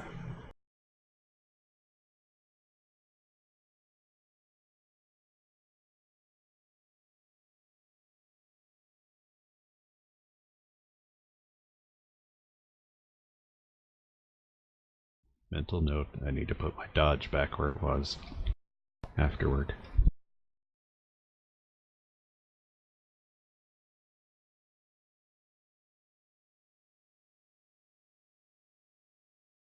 Just put a vehicle dodge on other under abilities. Wow, he succeeded. Did you give him -2 because he's driving? Mm-hmm. So, he has lobbed the chain. He's done this before. So did he drop back? Yes. Oh, okay. You will need to make a vehicle dodge. Mm-hmm. Alright, let's see. Universe. Roll some dice. Let's see if the chain hooks. Not it. Ditch, you can do it. Hooks.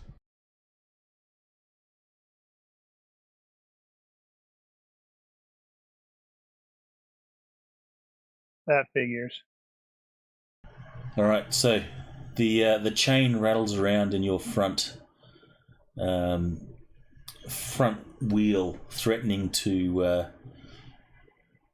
cause you to basically endo off the bike. Momentarily.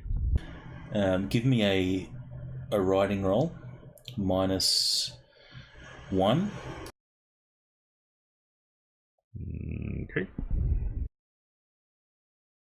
That's what your failed dodge was, so riding roll -1.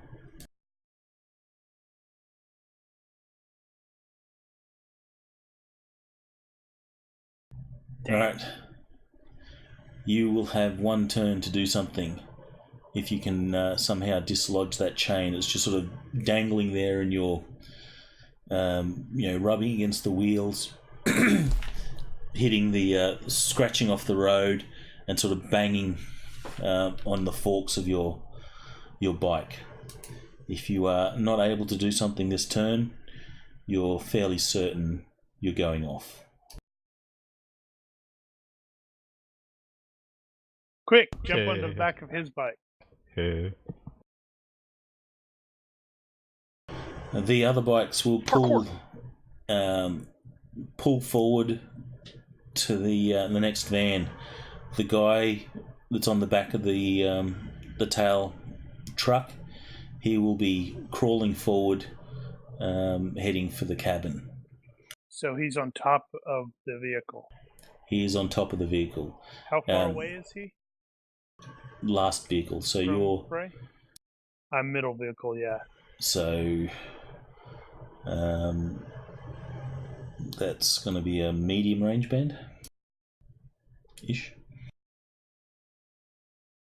So Which I think is -7.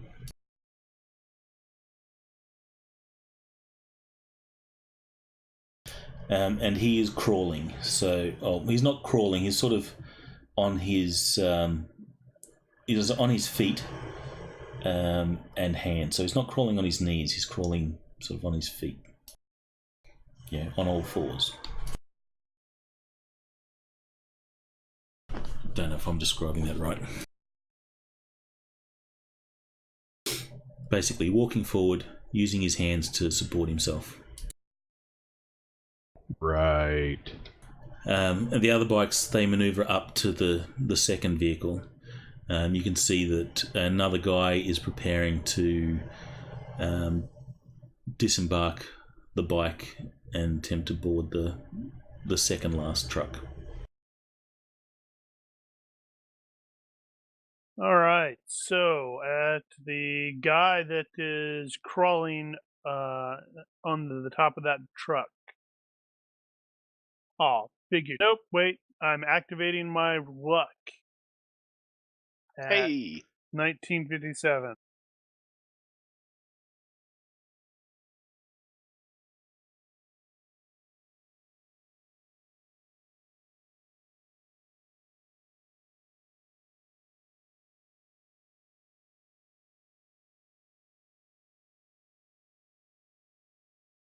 You gotta get luckier than that.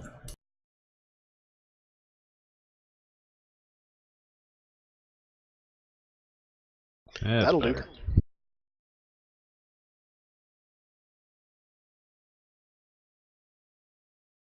Oh, you get the good targeting program. Oh, crap. That just says at. That is at skull, by the way. I just failed to actually finish typing on that one.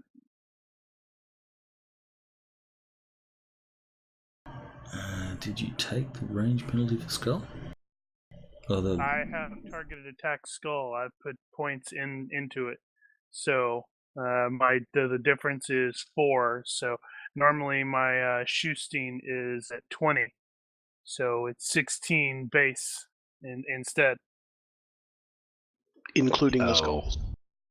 Yep.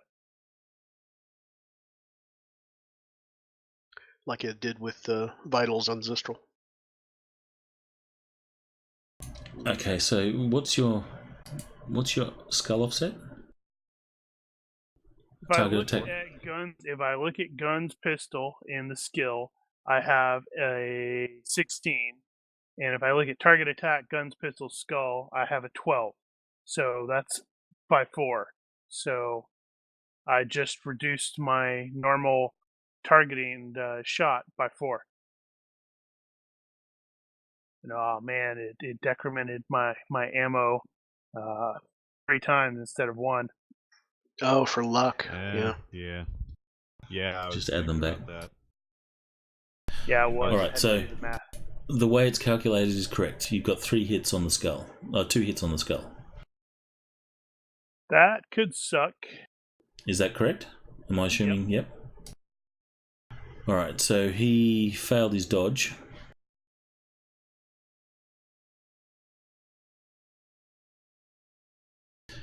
He will just fall down. Book, give me a universe roll. Oh, man. Ba-dum.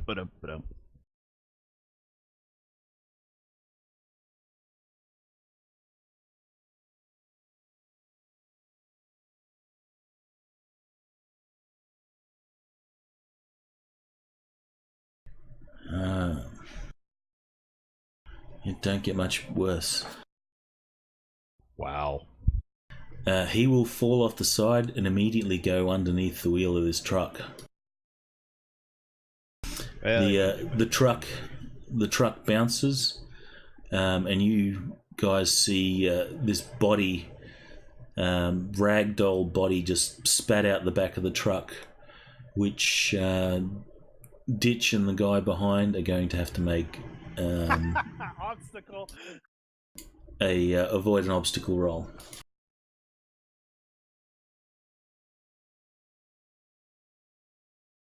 Which is going to be just driving, or is it going to be Just your riding. Yeah, okay.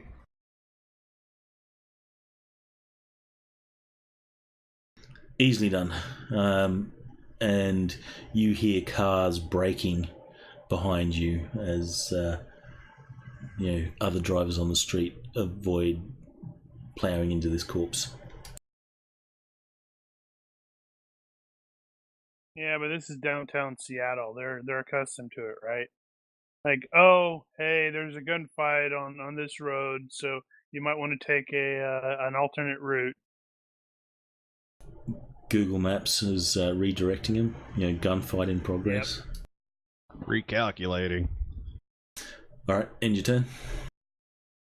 Sorry. Ditch. Right, so, is the chain loosely attached? Like, if you joggled it the right way, it might fall off? It might. Tell me what you intend to do, and we'll see where we go from there. Don't think about that yet. Okay, I'm gonna do a wheelie. Nice. Okay, I wouldn't have thought of that. That's a good one. Yeah. Get off my damn wheel, dummy! I'm gonna do a wheelie, and then I'm gonna shoot him anyway. I'll shoot at the driver this time.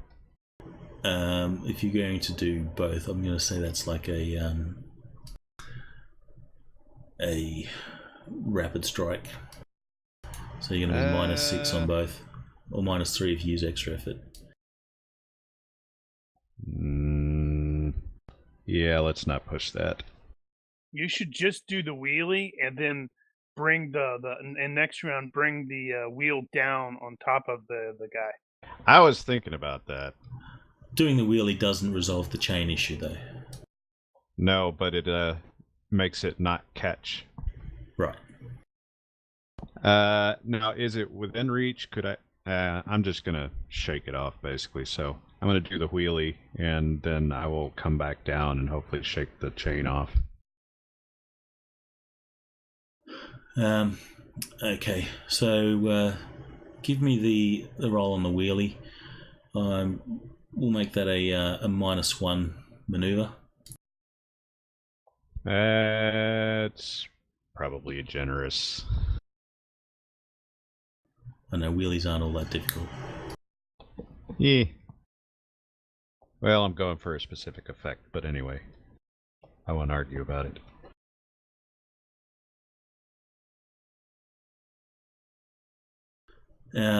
All right, so you've managed to pull off the wheelie.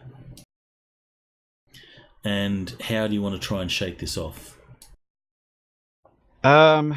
So I think what I'm going to do is do the wheelie, sort of putting the motorcycle between myself and the attacker, and bring it down hard so it'll shake off as it bounces off the shocks. Okay, we'll make that a riding roll, and it'll be a contest of it versus the chain. Okay. So I'm just gonna roll it naked then, I guess. All right, it failed by 4. You succeed by 1. I win. You bring it down hard. The chain goes, and sparks and rattles behind you as it comes to a screeching stop. But you are no longer threatened by it. This seems to have annoyed the guy in front. That was his favorite chain. Well, he's welcome to go back and get it. Book, your turn. Alright, I look and see the progress of the fight back there. And I mutter, man, we should have ridden in the back truck. Then they would have attacked from the front. No, I think this was their plan. Well, you could always crawl out on the top. No. Hey, you can fly. Oh, that's true. I can't fly. Food for Actually, thought. how fast can you fly? Extremely. Yeah, that'd be a surprise to him.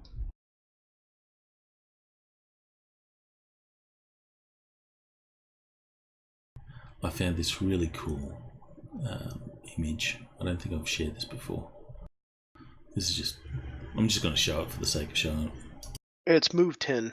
It's not that fast for vehicles, I guess. Faster 20 than miles running, an though. hour? Yeah, it's faster than running, but it's not faster than driving. Well, it's probably good enough for not falling off a vehicle. True. I do like that image. That's nice. Does a really good job of setting the mood. Yeah. Did you know you can't do slow fall as a reaction? I thought you could. No. Yes, you can. You fall. Nope. It's Well, I a know you normal can in 1 second D&D, but cast. I don't. You fall another 10 feet.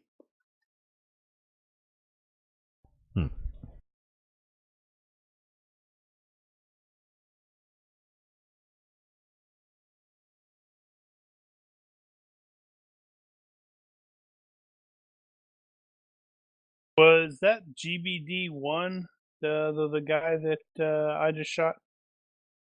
No. GBD1 last vehicle. He's dead. Yeah, that's the one I was wondering. I've removed it with the tracker.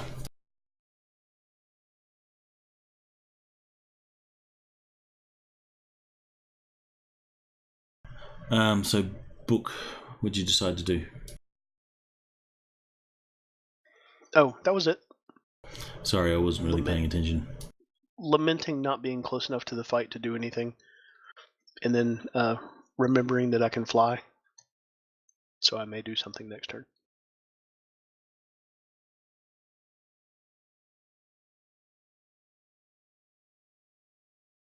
I think there's actually some fight scene music in the stuffs.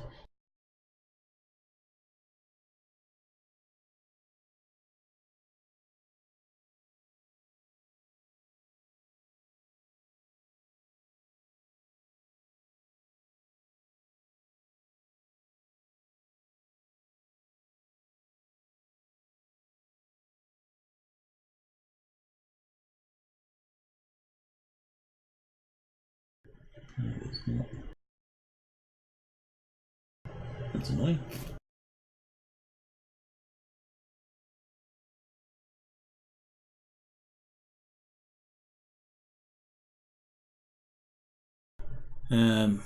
Alright, so the other bikes pull up beside the second vehicle, and another will jump onto the back of the truck.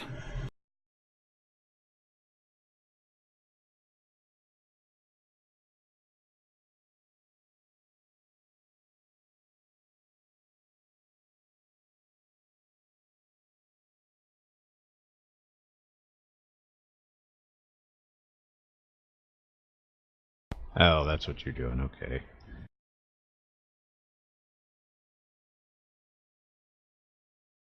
Maybe that should be an effect.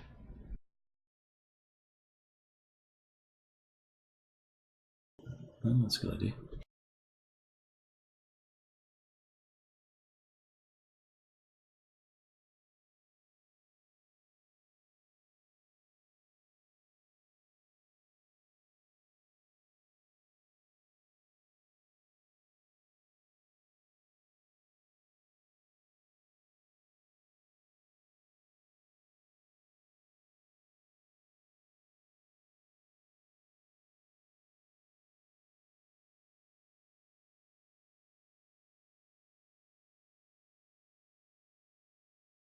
So what? He's on the next vehicle. Yes. Ah, good. So he's going to be in short range.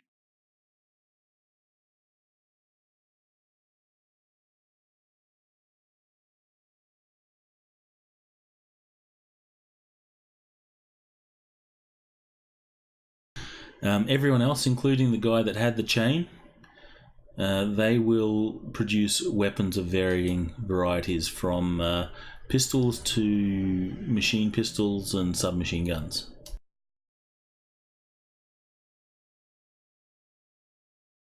Okay, so I want to engage some guys on the bikes.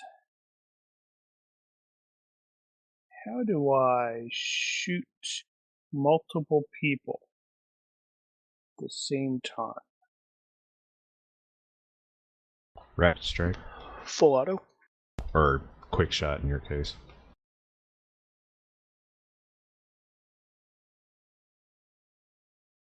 Quick shot. Where is that from?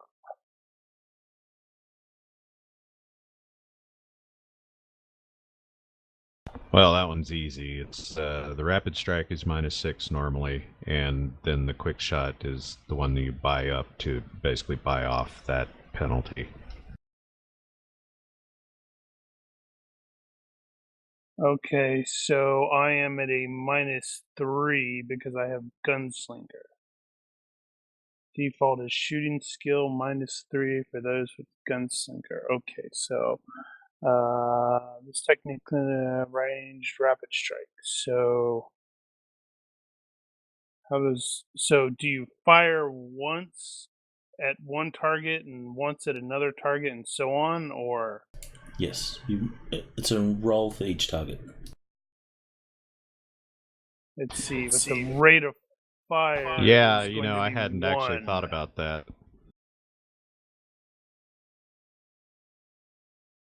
Up to your maximum rate of fire, of course. Okay, so that's going to be -3.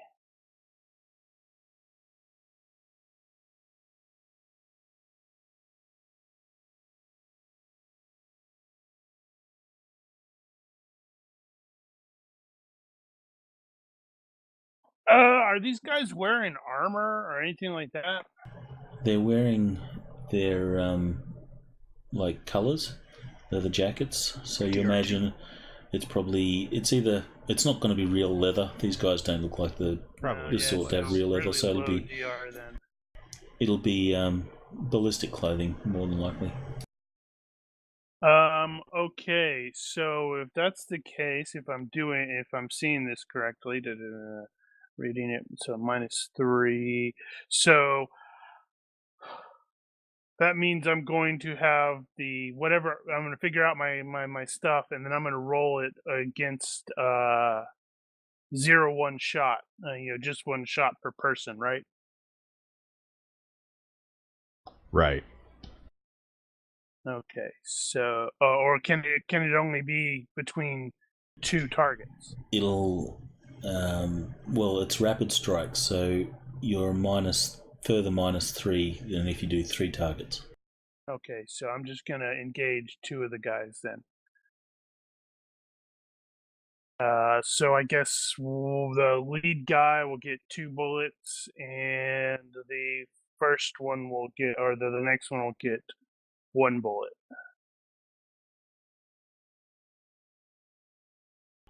All right, So make your rolls. number 1. Short range. Make sure. Yep.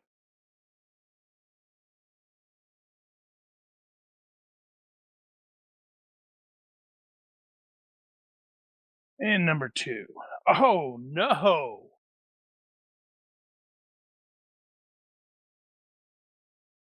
Roll your critical effect, and roll your damages for all as they fail dodges. Let's see. So that's just going to be a regular critical hit.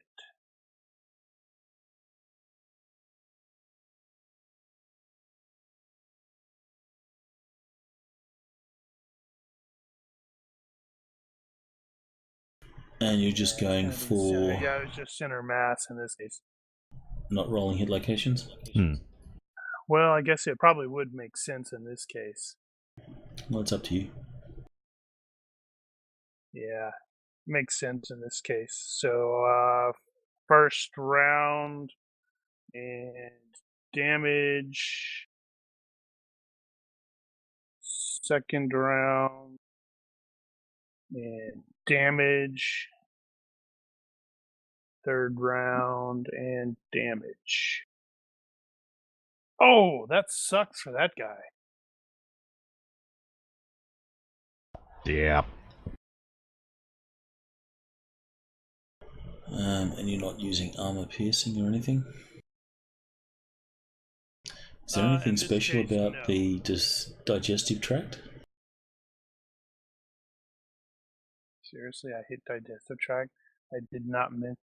If it doesn't include anything on there, I don't think there's anything special about it. All right. I'll So double check that. Where did I get it? piercing plus. I think that may not have any combat effect, but it has effects after combat.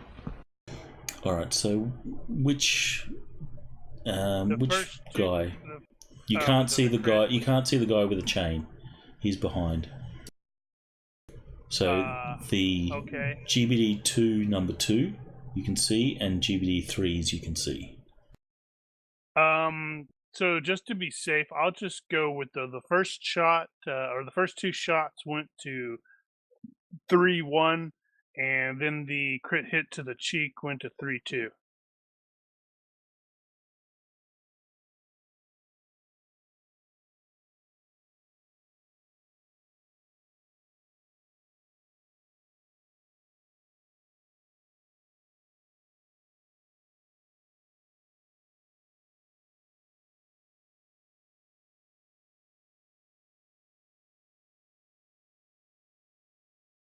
By the way, it's like I have a perk which is the quick reload detachable magazine, which means based off of this stuff, if I make a successful fast draw ammo at skill level 16, I can reload as a free action.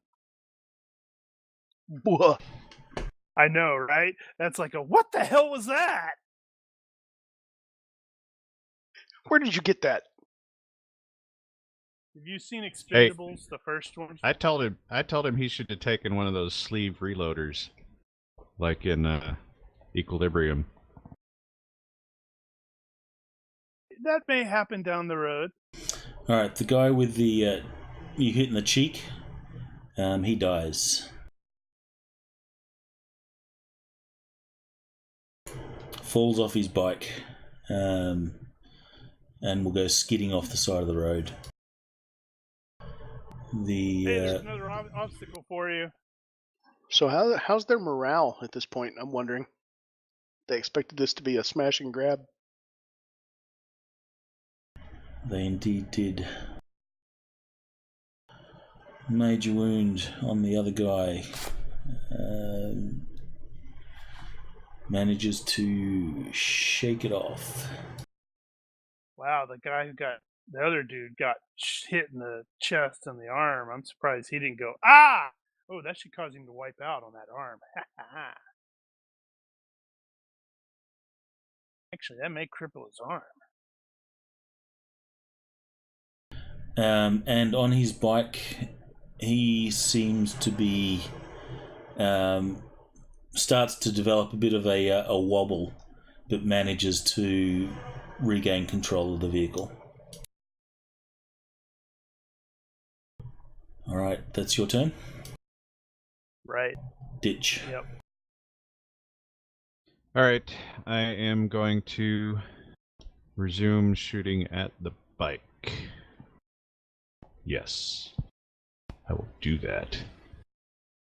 So I had that, and I think that was it. 3 shots. Bam! Nice. Roll your critical effect for the first one. What is that? Just normal critical hit. Is there a critical hit vehicle? No. Okay. Not that I recall. Ooh, Well, that's a I'll take pretty that. appropriate one. Wait, no, that's not. Never mind. okay. Alright, so give he me a still needs location. to dodge the rest.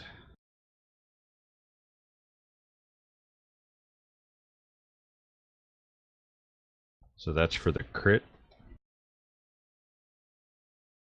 Fails dodge. Oh, and it is an open cabin. Alright, so the other 2 locations.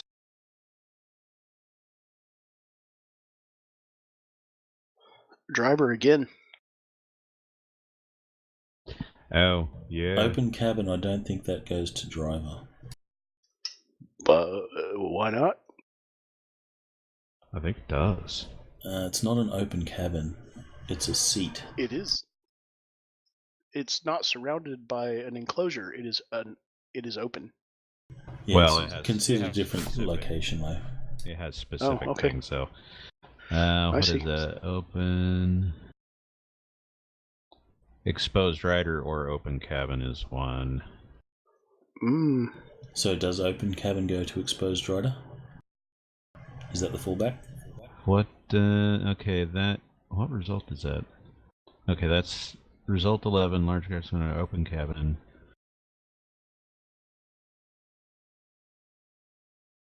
Okay, the entry describing it as exposed rider or open cabin, a person in exposed position, blah blah blah blah, is struck instead of the vehicle. Okay. That's exactly what I thought it meant. It seemed appropriate. So in this case, the Same first. Alright, so max damage for the crit on the bike itself is going to be... what is that? 14? And Wait, that your was first location. No, your first one was him. No, the So your first max one damage was... is the driver. You rolled open cabin for the first, then Oh, you're vehicle, right. then open cabin. You're right. So the driver takes the crit. Alright, well that's 14 points. Not armor piercing or anything, so... Nope.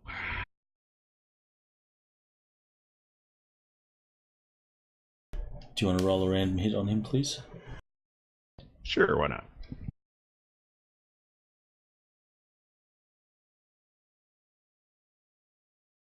Human. Where'd you go? Yeah, I'm going to be so impressed if you roll skull or something. That would be nice though, wouldn't it? Oh, Gut man. shot. That's twice we've seen the digestive tract. Insult to injury.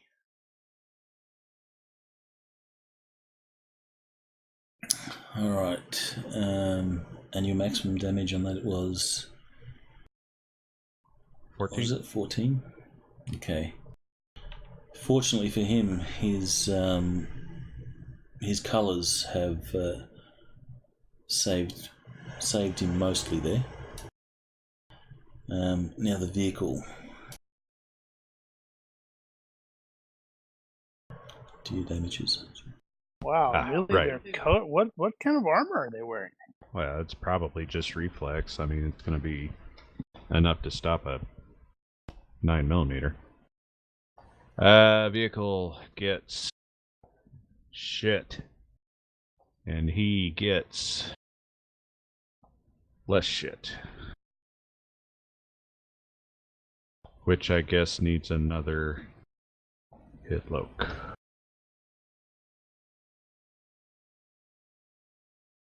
Well, Alright, roll left or right. Odd is right. So his left hand. That will be crippled.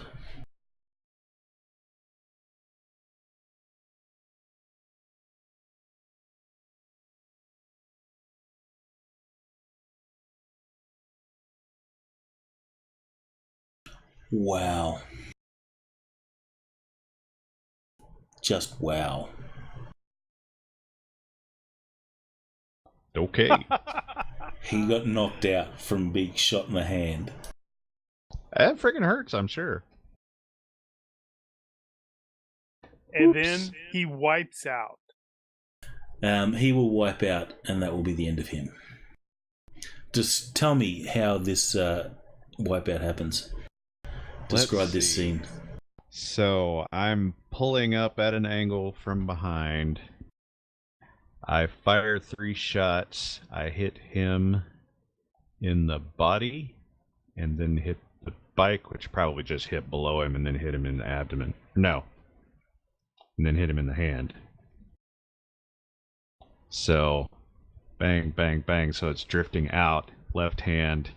It hits him in the hand. It hits that handlebar right there and yanks it over. And so Oh. he just does a 90-degree and body slides and flies off. Ass over tea kettle. Yeah. I'm going to roll universe reaction.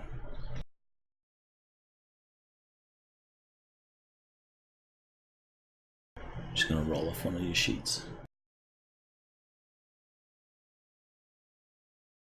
Ooh. When he goes sliding, he slides straight into a light pole. No. So he will get bent around a light pole.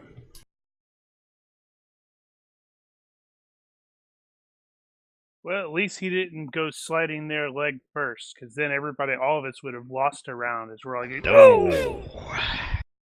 Alright, so that will end your turn.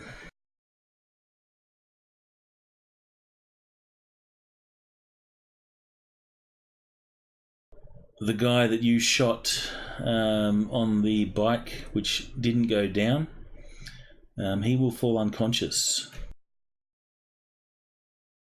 Give me a...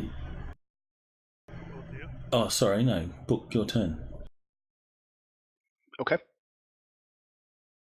Seeing this tragic event unfold out the window, Book will say, "Oh, they're not saving me any. I'm going out there." And he puts his foot out the window and begins to cast flight. Alright, make your roll.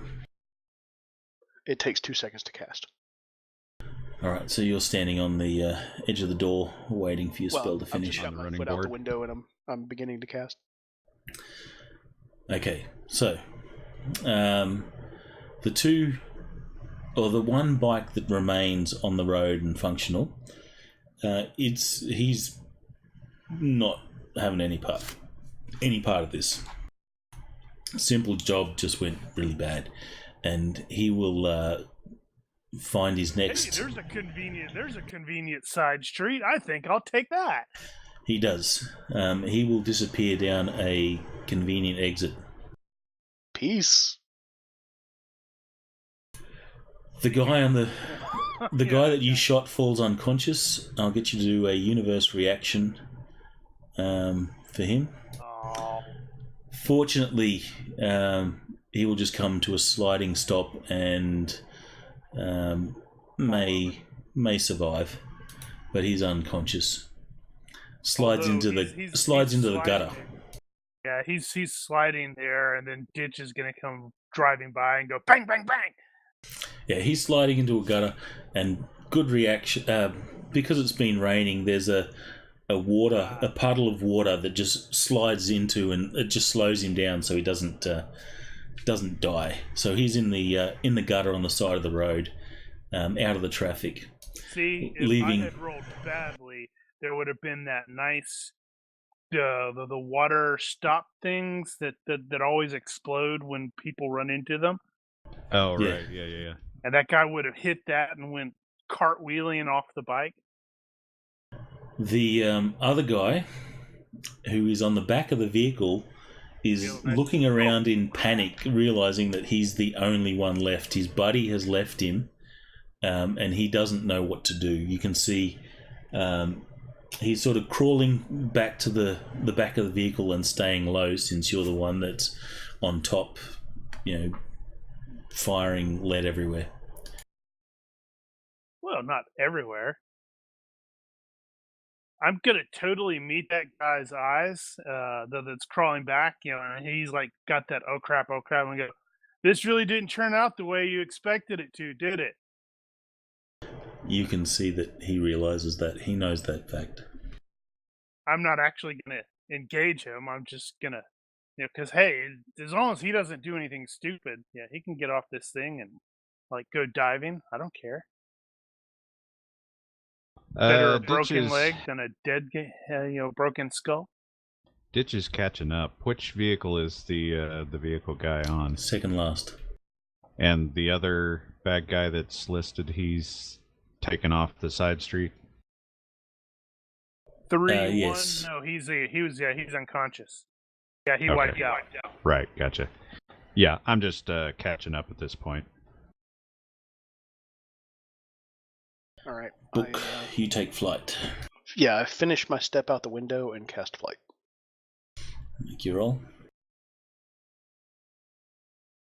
Success. All right. So the guy that's on the back of the vehicle, he looks down. Your vehicles haven't slowed down at all, so you're traveling, reasonably fast. Jumping off this thing is going to be very painful. But he sort of crouches on the side of the vehicle. He sort of climbs to the side. If you're looking at that, I'll reshare it. If you're looking at the truck, he sort of climbs to the side of the back side of the vehicle there, trying to get some cover from the crazy guy with the gun. But he doesn't want to jump. But he doesn't know what to do. The crazy guy with the aimbot. With the, hacks. Great street name I'm for a going to Shadowrunner. glance forward and see that we're coming up to a turn, so we are going to have to do a slight slowdown. And I'm going to shout back to that dude, like, coming up to a turn, it'll be your chance to jump.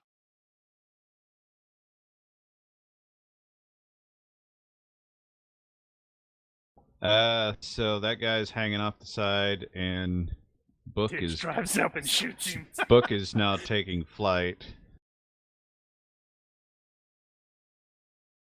Actually, I think I'm going to circle. Totally gonna get a bug to your into your glasses. I think I'm actually going to fall back and circle around, circle around to the other side of the convoy, make sure we're not being approached. So I'm right. looking for bad guys. Looks like that guy's probably handled. All right. So you do that, and it doesn't look like you have any other dudes here. Book, Man. you take flight, and you can see this guy. There's clearly no fight in him at the moment. He's just trying to not get shot and not fall off.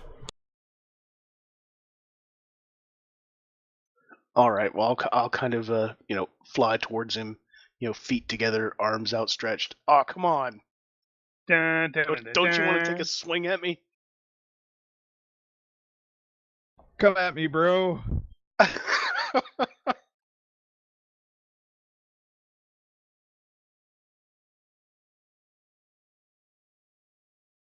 All right. So you come flying at him. You are Scream. You Come are on, clearly a mage. The corner is coming up, and you can see that he's freaked out by you. He's not equipped to tackle someone that's like wielding magic, especially considering the position he's in. And he will leap and go, rolling off the side of the road, probably taking significant amounts of damage. No. Unless you guys wish to do anything particular with I'm him, not playing. No. thus ends combat, and your convoy drives off to traffic behind you, which has basically come to a stop, as you've left a bit of a scene. Looks clear. I will re-embark and drop my spell.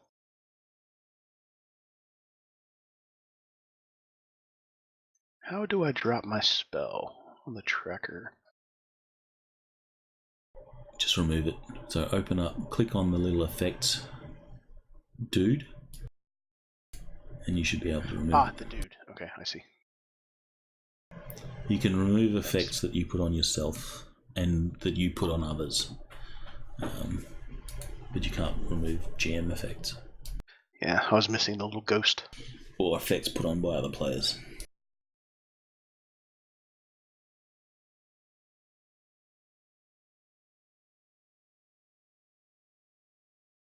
So yeah, we'll escort them the rest of the way back to their construction site in the Orc Underground. All right, so the convoy will take you south of the city to the docks area. The actual address is 698 Alaskan Way. There is a warehouse which these vehicles drive into. Inside this warehouse, there's a bunch of people that are sort of standing around, going about stuff. When you arrive, you can see that they will open up. They'll remove some panels that are on the floor to reveal a small service entrance that seems to go down. It is just big enough to cater for your vehicles. Now, this is probably something of a surprise to you, as vehicle access to the underground is not known of.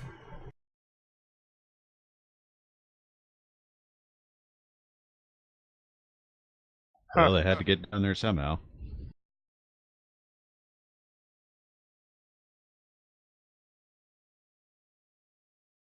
Right, so the ramp leads down into a network of tunnels that will connect it to the Orc Underground. You guys are welcome to ride with them, or you can take your leave. All the way until they check off, like, yep, we're here. Yeah, you're right. We have to complete our escort mission. Alright, so they pull into a storage area not far from the tourist highway, and some roller doors are pulled down to conceal the trucks. The lead driver will thank you, Bookworm, since you're in the vehicle with him, and he says, thank Mr. Torini for this escort. I was worried there for a minute. Then you did that flying thing, and I was pretty sure we're going to be fine. Finger guns. Glad to help. He dies. He didn't have the safety on. Damn it! Don't. I hate that. Was that spell still active?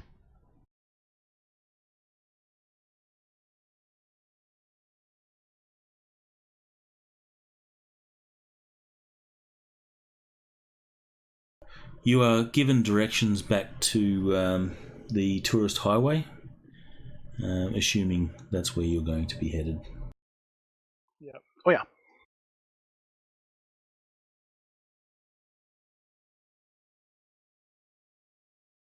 And then back to Torini, I suppose?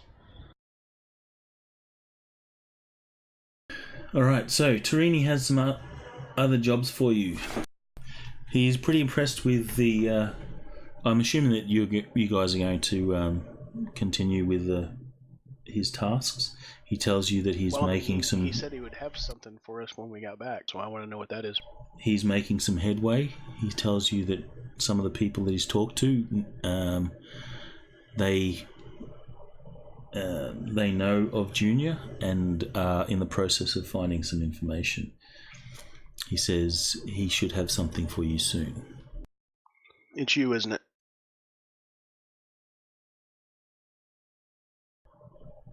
I'm totally...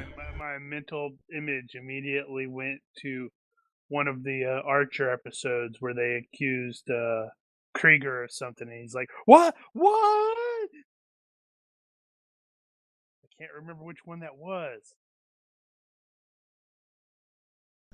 He says, what are you on about? You're the orc, aren't you? I'm an orc, yeah. The man. No, I mean the orc, the one we're looking for.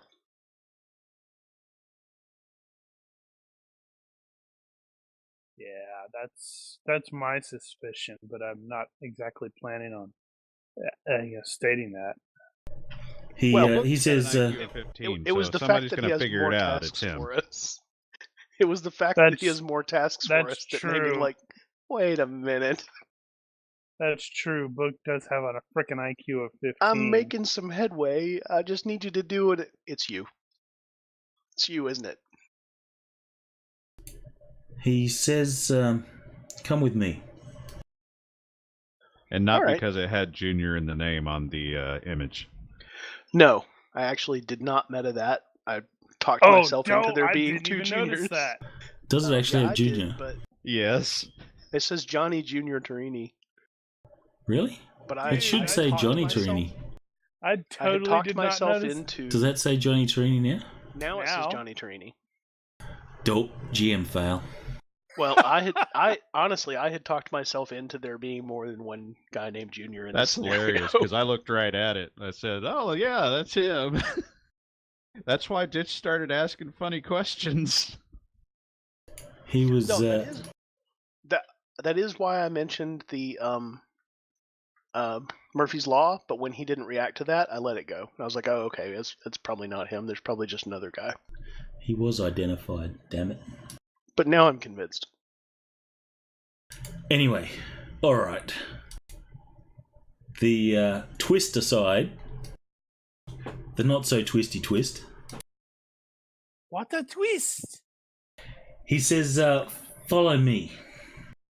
I successfully suspended disbelief. That was a twist. He says, "Grab some of these." And he hands each of you a box.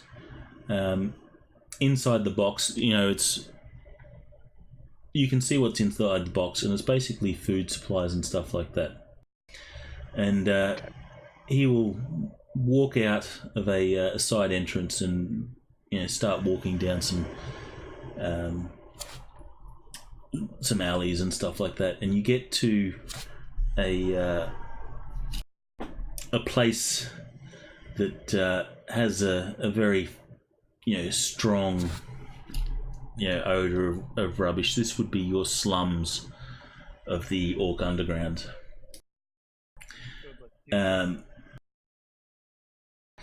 There is a building there which you can see there is a orc nun.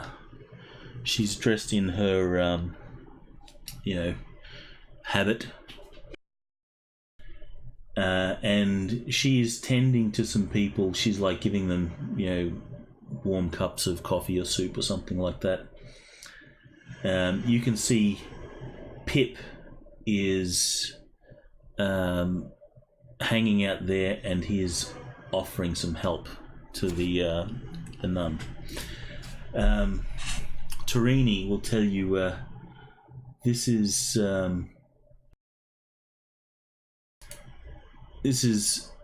St. Mary's shelter.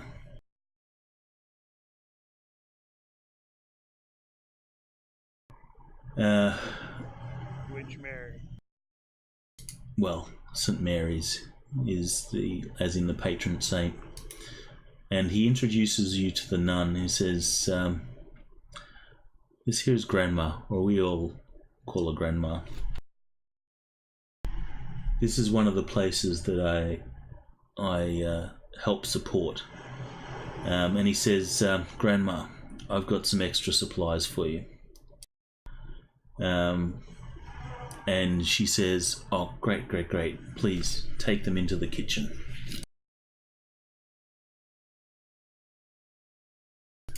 At which point, she says, take them in the kitchen and I'll be with you in a second. I'll be with you soon. Tarini leads you into this place, and you can see it's really run down. There are some cots that have been set out where people are sleeping, and you can see there's some people that are obviously sick, not well, that are being sort of treated and tended to by other sort of volunteers. Orcs, most of them are orcs. There is a dwarf and an elf, a couple of dwarves and an elf there as well. There is also a large troll, which seems to be working in the kitchen where you drop off these goods. He's grateful and starts sort of looking through them and unpacking them, and he grabs out like some tins of stuff and says, "This will be great. We had run out. Thank you, Mr. Tarini." In his deep, bellowing dwarf troll voice. Dwarf troll? In the kitchen. There's a troll in the kitchen. Not a dwarf troll. He's just a troll. That would be weird. Grandma comes in, and she goes to you guys first. Grabs you, by the hand with two hands, and says, "Bless you. I can't thank you enough for helping." And she goes to each of you and is really grateful. She then goes to Tarini and says, "You're a good boy, Johnny."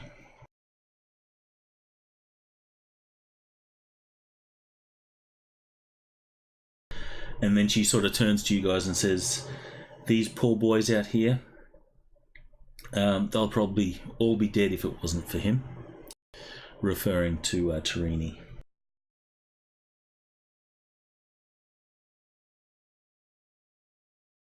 Yeah, that's a perfect casting. You'll just have to orcify her.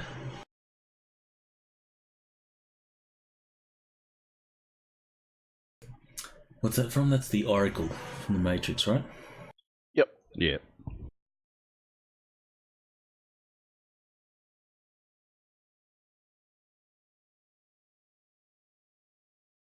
Would you have broken it if I hadn't said anything?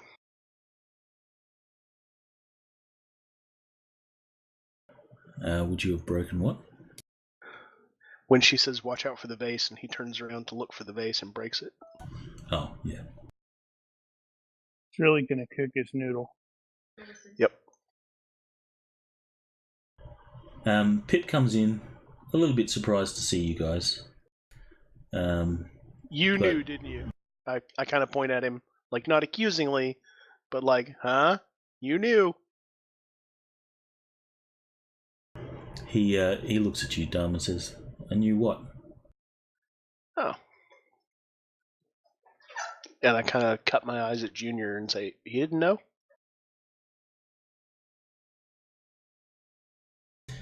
He shakes his head. Huh. Okay.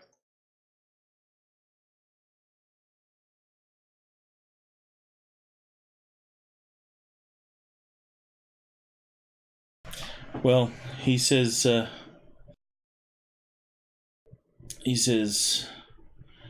"Well, it's time for me to uphold my end of the bargain. But obviously, you've already worked that out. I am Junior.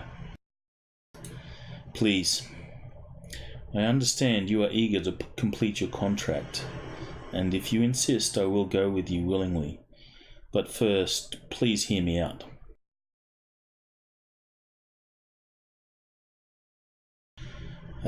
I am proud of my orc heritage and proud of the underground and what we have built here. We are cast off, forgotten by the topsiders, ignored by the city. That racist pile of dreck governor would just as soon see us buried here in the underground for this to become our grave. We're an embarrassment to him and to the city. All I've wanted to do is help my people to flourish, to thrive. A few years ago, I wanted to start my own business, but I needed some money. I turned to the Finnegan family for some help. I started doing a few odd jobs for them. With the money I made, I bought the gold mine, his club, and I turned it into a real tourist spot. Every day we get 100 topsiders coming in here to see my girls, drink my booze, and most importantly, spend their money. So I took that money and I started investing it here. I helped other businesses get started, both tourist traps here on the highway, as well as others such as Andrea's shop in the Goblin Market. I was also able to help out people like Grandma and her shelter.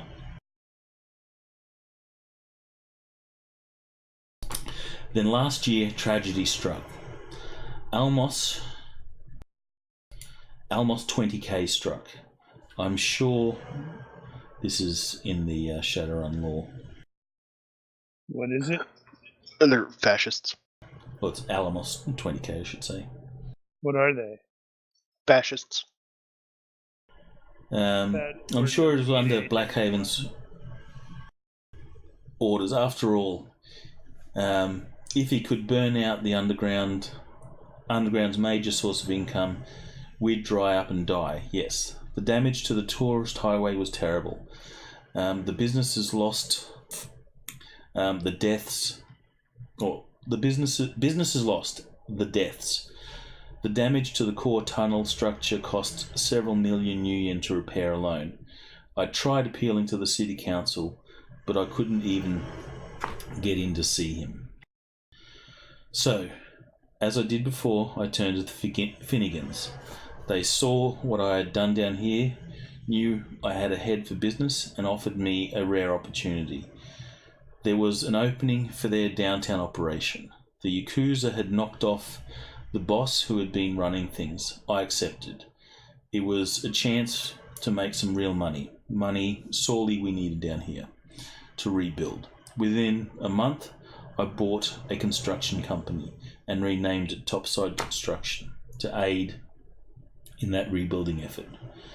It was dirty business, but so what? It was humans, topsiders, I was exploiting.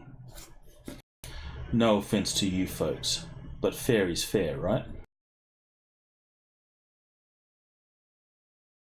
None taken. After everything we've endured, starting with the Night of Rage, it was time we took something back. I'd be willing to sacrifice 100 topsiders if it meant saving even one of my people. I know you're working for that district attorney and her pet attack troll, and while I tried to keep my identity hidden, I knew it was just a matter of time until someone managed to figure it out. I was hoping I had more of it though, and hiring Shadowrunners, that's awfully ballsy of her. Not the most legal thing to do, you know. So, I have a counter offer for you. Shadowrunning's just another business, right? So, I know you'll be reasonable. Tell her you failed. You couldn't find anything. You tracked down a bunch of leads, but they all turned up empty. That will buy me a little time to get some more money out of this racket I'm in before I kill off Junior. A few more gun deals, a few more drug runs, seize the gambling and prostitution rings a bit. That should be enough to help finish building the project. It's not ideal, but it could work. For that, I'll match Oak's offer, plus a little extra for your trouble. What do you say, guys? You've seen what I do. You've seen how much the underground needs me. Help me finish my work. You're running drugs. We need a few minutes.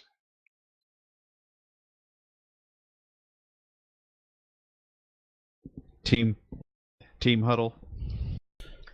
He will. He'll go off and he'll talk to Grandma and Pip. And you can see Grandma dotes over him. It's like, she's obviously known him since he was a boy, and there's a fairly strong bond there. So the heavy-handed, this guy is a good guy stuff aside, He's also a drug dealer. from our perspective, we have some pros and cons to consider, I think.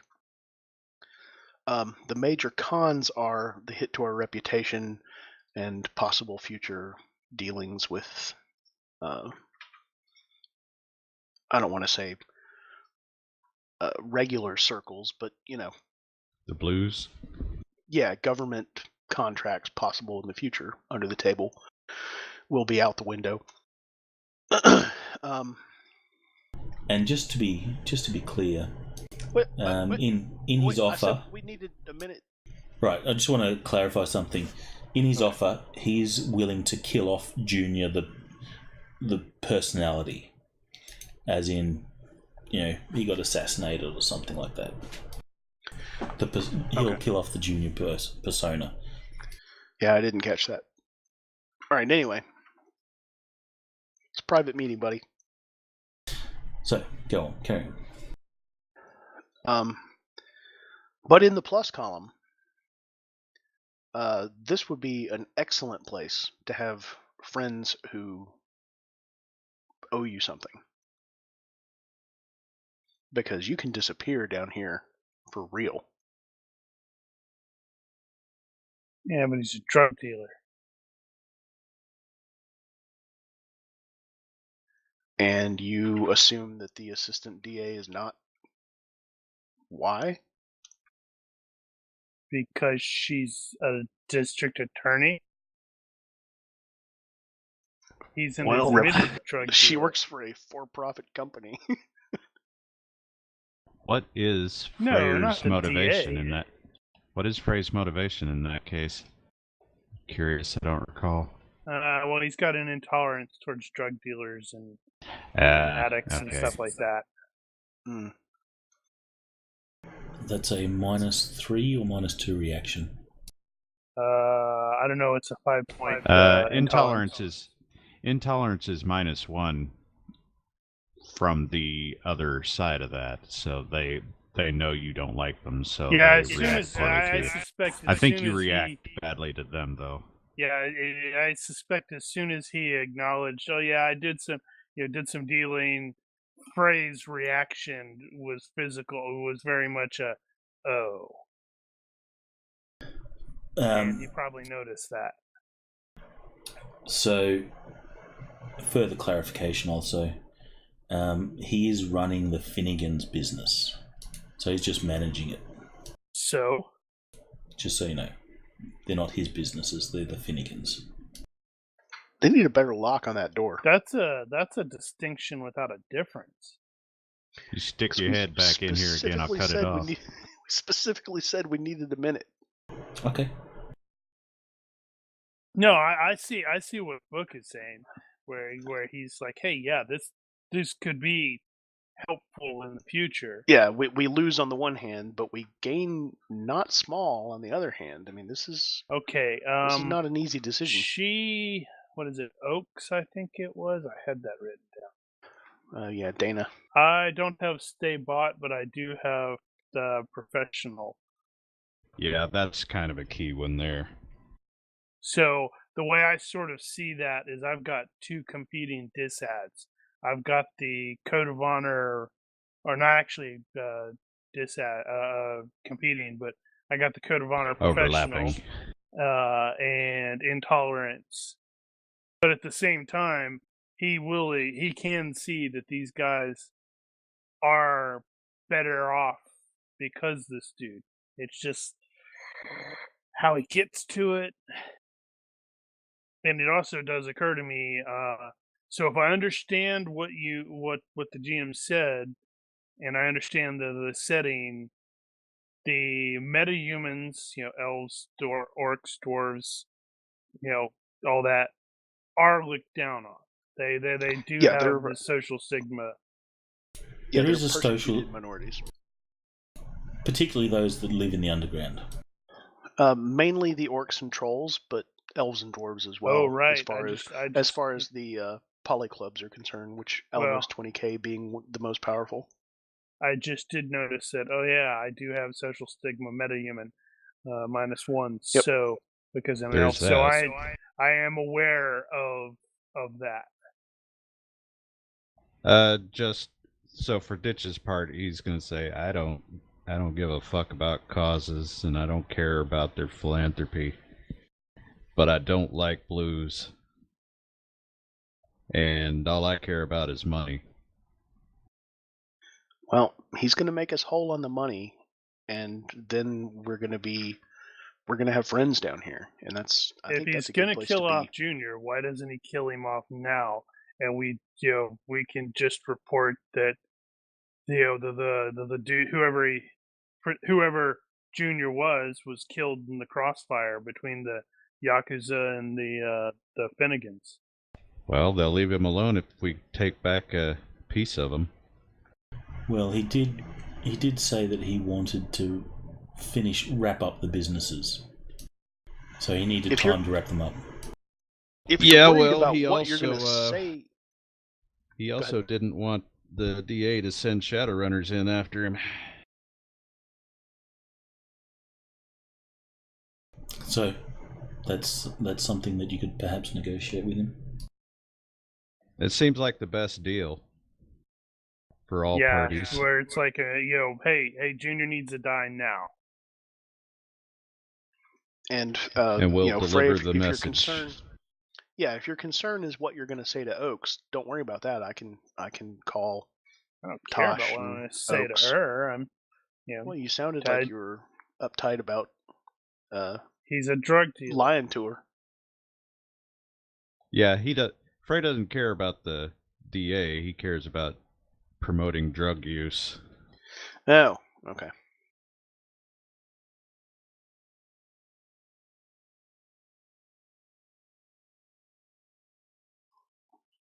Well, the way I see it, that's going to continue regardless of what decision we make, so we should probably make the best decision for our future if we're going to keep doing this.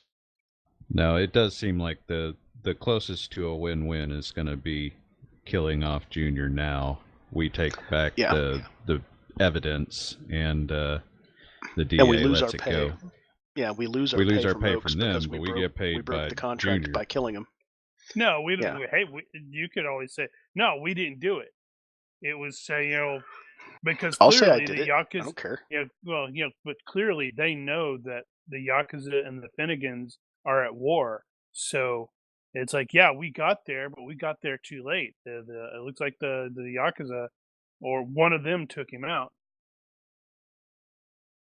Yeah, that part doesn't matter. Then we could get paid twice. No, she specifically said alive or nothing. No. So we get half is dead.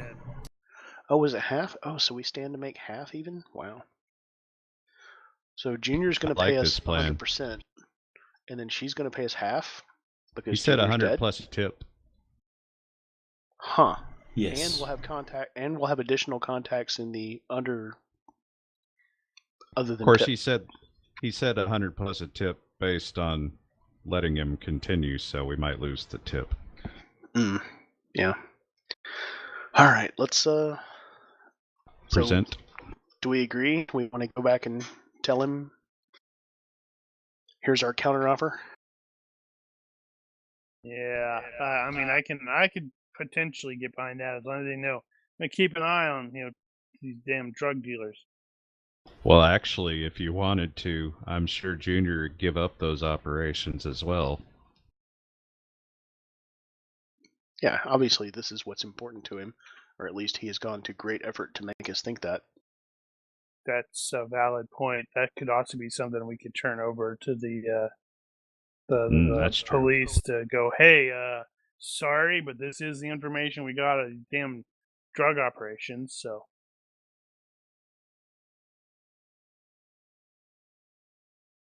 If you guys roll body language You can Does roll anybody body language actually and have that? detect lies. No need to roll in the box. I or think I anything. got detect lies. So what's the thing on? I've got body language No, I for don't. humans. He has been truthful. He hasn't been deceitful in what he's been telling you.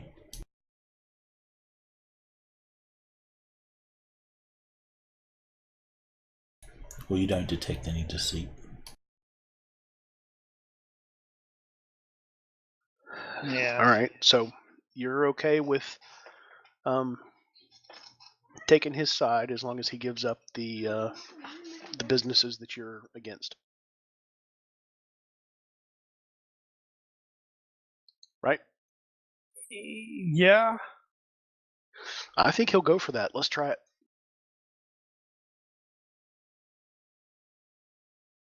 So Doesn't book seem like he was presents. ever really.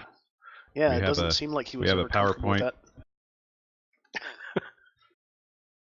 Holographic PowerPoint because it's all magic.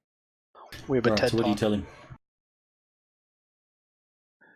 We tell him that we sympathize with his situation, but one of the members of our group has a moral compunction that is incompatible with his initial offer, and our counteroffer is that he immediately retires the junior persona and gives up the parts of the Finnegan's business that involve illegal experiences, BTL, drugs. And if he will comply with that, then we accept the rest of his offer, and we'll report back And that we were unsuccessful. And you want me to take do back this right whatever away? evidence. Right away. Now, are they?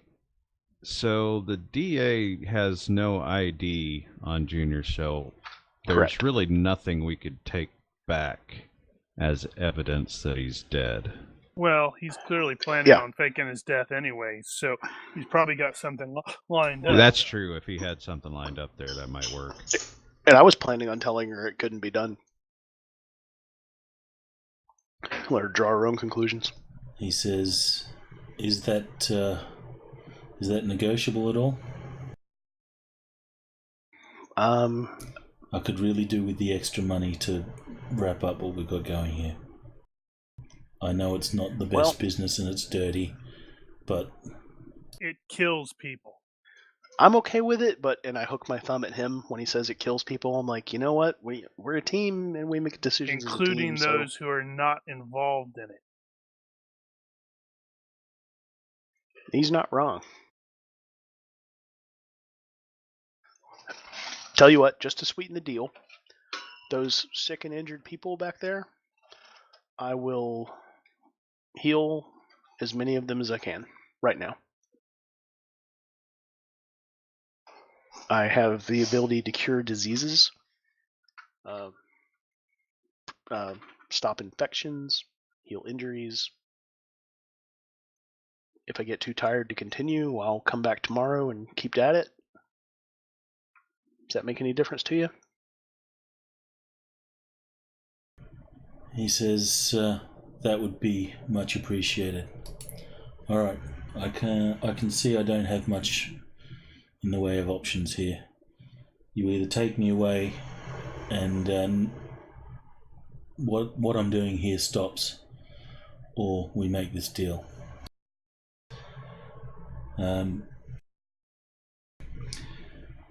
I can provide you a corpse that you can present to Oaks, if that helps. Unfortunately, She doesn't know the difference. She has no idea who you are. What if they try to pull a spirit from that corpse? I could do that. if you have eternal rest, if you I cast don't anymore. eternal rest, then it can't be done. It's not in the rebuild.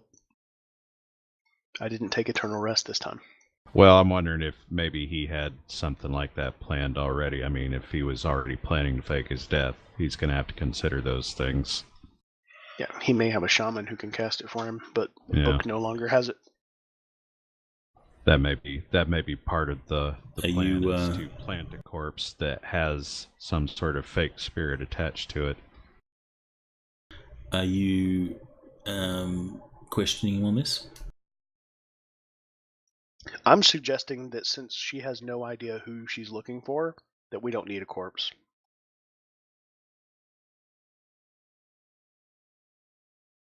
Well, she's going to want proof. She's not going to take our word for Well, he will explain that he has a corpse and he can provide evidence that he's prepared he can provide with the corpse that will prove that this corpse is Junior. It's like, staged evidence. Okay. He's obviously planning his Alright. death at some point. Oh, okay, yeah, we can carry that off, I think. Well, if we do that, we get paid half. He says, Half. unfortunately, I won't be able to pay you that extra that I promised. If I can't make the Finnegan's deals pan out, I'm going to be tapped out, and I can only offer you what Dana Oaks has paid you, or offering. Well, It's the best I can do. The blues will cover your tip. Yeah, we're good there. He nods and smiles and says, appreciated. He offers his hand. I know it's old-fashioned, but it means something to me. Book will shake his hand. Ditch is thinking about it. Like, do I do that? He says, I take it, a handshake is as good as a contract with me. We can call it a contract. I can deal with that.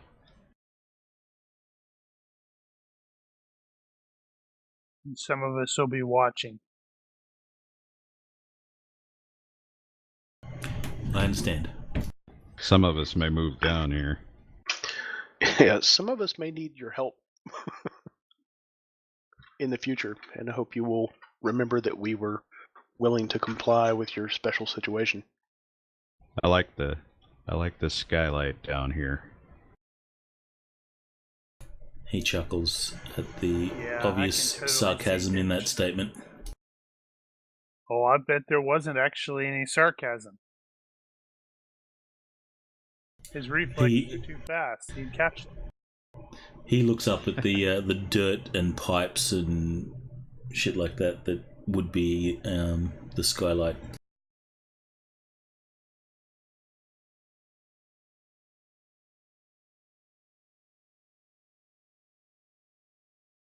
Alright, so you go for the hand back the corpse with evidence. Indeed. Yep.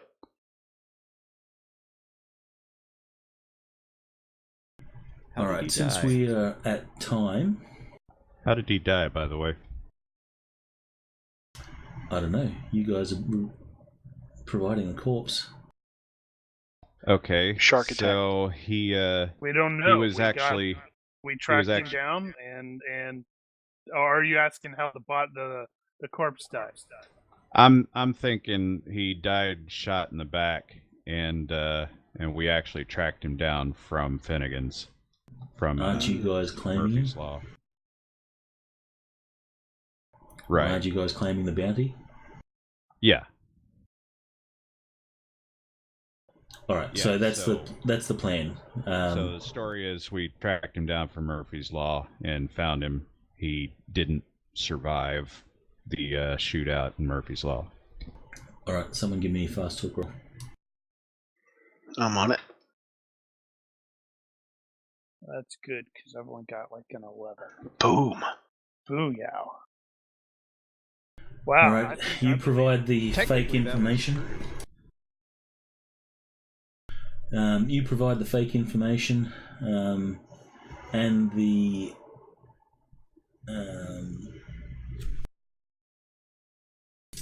the body. Yeah. You have an option here. Remember, there was news people that wanted info. Are you going to leak any info? Oh, right. Bookworm is What not. was their I mean, thing? That's up to everybody individually because they can all reach out to them if they want to, but Bookworm is Nope. absolutely not going to do that. They just want information, so they Yeah, can but have the leading headlines. Yeah, but at least in Frey's from Frey's perspective, he's a former government spook. He does not trust the media in the slightest. Well, one of the media people is a probably a media shill, I guess you would call him. The other is like an activist. Which doesn't make it any better in his eyes. Nope. Bad Ditch for just business. doesn't trust anybody. All right, so no media. Nope. Especially people who get his phone number without his permission. And show up at meetings that were only scheduled a half hour before. Yeah, that doesn't get on his good side. Dana Oakes, you will contact her and make the arrangements and stuff like that. She is upset. She considers your mission a failure. She, repeats that she wanted this person alive, so that they could, question and whatever. But you hand over the information or the fake information that you've got. She reads it. Yeah, and part of Book's fast talk could totally be like, yeah, well, if you had brought us in on this earlier, we would have been able to bring him back alive. We were right on his heels when the shootout happened. Yeah, they did Just an refuse hour to tell sooner. us. They did refuse to tell us about Murphy's Law. Yep, that's on her. And I don't mind telling her.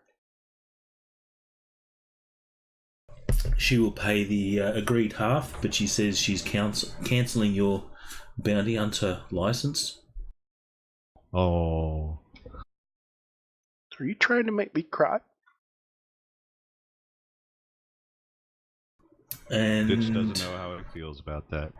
you will get paid $3,000 from Junior or Torini. Junior's dead. 1,500 from your bounty hunter contract, bringing in the. Sorry, All right. my bad. Dana Oakes offered you $7,000 to bring him in Is that per or total? per. That was each. However, Okay, so because 35. because Torini is tapped out, he will offer you. He offers you $3,000 and will pay the remaining $4,000. okay. Oh, he'll pay it out, or you could hold it over him as favors. Your choice. You will get, was it 3.5 for bringing back dead Junior?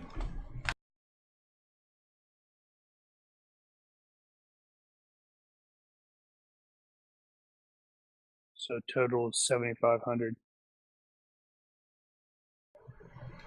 Correct. Since you're not offering to go to the media. Nope. I got All right. 6,500. We got 3,500 from the cops. And Yeah, 3K. 6,500. 6,500. Derp. Math is Yeah. hard. And the additional 4K that Junior offered, I'm going to 3K. tell him to keep it, and I would like to take him as a contact. You can take him as a contact anyway, pay the points. Oh, okay. But if you take it as a favor, then you will get a 1-point favor. A favor Okay. is a. Okay. What was the actual number we got from Junior? You got 3K $3,000. or 7K. 3,000. Yeah, a promise of an additional 4K if you don't want to take some other consideration. So, 3,000 plus 4,000 if we're not doing something else. Yeah. Yeah. Okay. So you'll get the 4,000 in time. Oh, okay, not immediately. Right, think because I he gotta doesn't take have the money. favor. Is that one favor? It is one favor, yes. All right, I'm going to take the favor. So that's a 1 point free favor, as per the standard favor rules. Okay. Yeah, I can make that decision later, I suppose. Yeah, I'm probably. Yeah. I don't know if favor. I don't know if Ditch would take the favor or not. He might, because he's a good favor to have, I suppose. He does like the weather down here. On the other hand, he probably doesn't really trust him. He has lied a Trust lot. is earned. Well, Torini hasn't lied a lot. No? He hasn't lied to you. Not really. We no. asked him Not as far about as we know. Junior. Yeah, I He don't said know. that He was he like, said that "Gosh, I he can knows ask some around." people. He says he knows some people and he can find out First said the he information didn't know who after. he was. Okay, then he lied. Splitting hairs, yeah. Fire. Shun. Near enough. So up to you. All right. So you can take the favor in lieu of $4,000. You will be able to take him as a contact. What's his skill level? 15. Okay.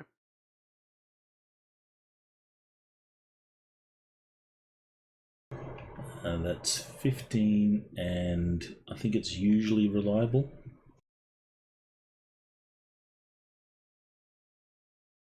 Is there a limit to the reliability we should take on that? I think the default No, is it's just, I think the reliability is based off the information that he can get hold of. Oh, So when he I finds thought information, that was a skill. no, that's his skill is the ability to find information. I think the reliability is how accurate that information is, the quality of the info. Okay.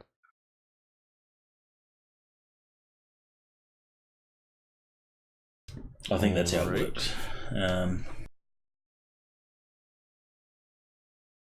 And you can, the level of how much his accessibility or appearance will depend entirely on how many points that you put into it. It would probably be at a 9 or less at the starting point.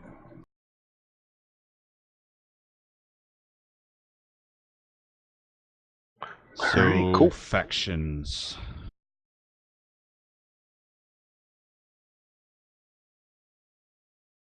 Knight Errant, not so happy with us.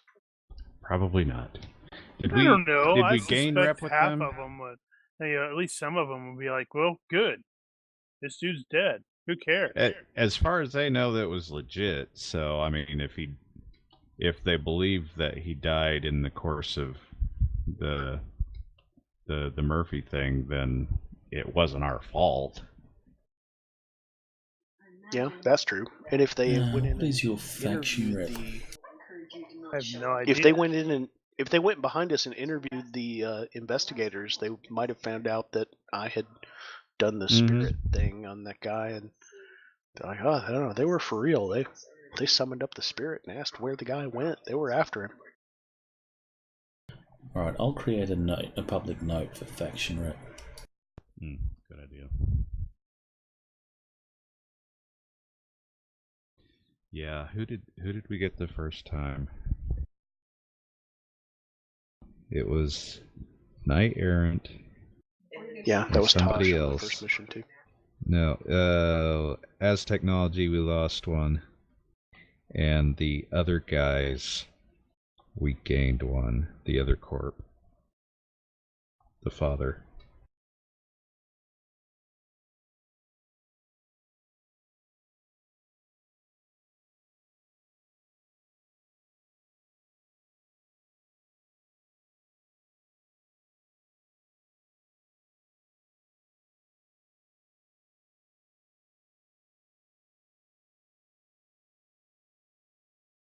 Alright, so you faked his death with Orc. You will get a +0 boost to your faction rep. That doesn't sound like much. If you let Torini continue his thing, you would have got a +1. If you captured or actually killed Torini, then you would have got a -1. I blame the Keeb for not getting that +1. It is technically his fault. And I don't care.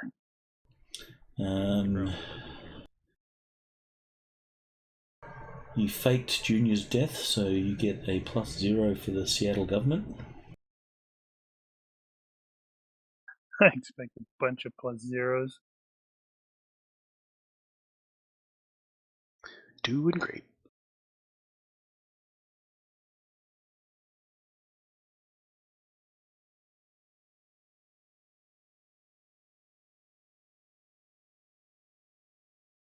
And then Frey is going to go all Punisher on the Finnegan's operations. Nothing happens with regards to the news. If you twist. If you gave exclusives to the other news agency, then you would have had counterbalancing sort of reps. Yeah, I detected that, but I also didn't want to have the rep for the kind of Shadowrunner who goes to the news. Yeah. You will be able to buy some street cred. Okay, what's street cred in this? This is just normal reputation. So, reputation, Shadowrunners, noted, recognised on a whatever. So it's up to you. So this is an opportunity to buy some reputation if you wish. Yeah, I'm not. Well, now we would have to buy the reputation individually. I wouldn't mind having the company, if you want to call it that, have a reputation while the individuals might not. Because Ditch doesn't want to be famous. Book kind of does. It's not that you're famous. It's, people have learnt of your exploits. It's like, that Riddick or that Ditch fella. He's badass. Yeah, but that means they have to recognize him in order for it to apply. Well, at some point you're going to be recognised. Unless you want to be completely... He's not going to hasten that. Well, it's up to you. The option is there, so you can buy a +1 rep. No, the last rep. Time we had done that already at least once. Yeah, the stuff you did tonight was probably caught on traffic cameras and will be on the news. That's true.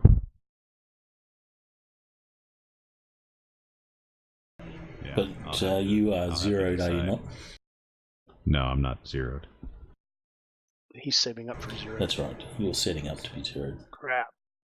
That's a valid point, though. Because I did get on top of the moving vehicles and shoot a couple people in the face. That's all right. It's self-defense. I didn't do anything, but I flew. You could... that would probably be everyday private security bodyguards type sort of stuff. That's probably true. won't even make the news cycle. Also, he's got the hacker sisters, so he could conceivably say, That's true. can you just sort of... I don't want to show up on the news, and she laughs and changes it to nothing but smiley faces. The footage somehow got corrupted. However, if you did kill civilians or innocents in the thing, you would develop some notoriety, so negative reputation. But you did not, so that's fine. There may be some insurance money paid out, but I think all our bullets hit their targets for the most part.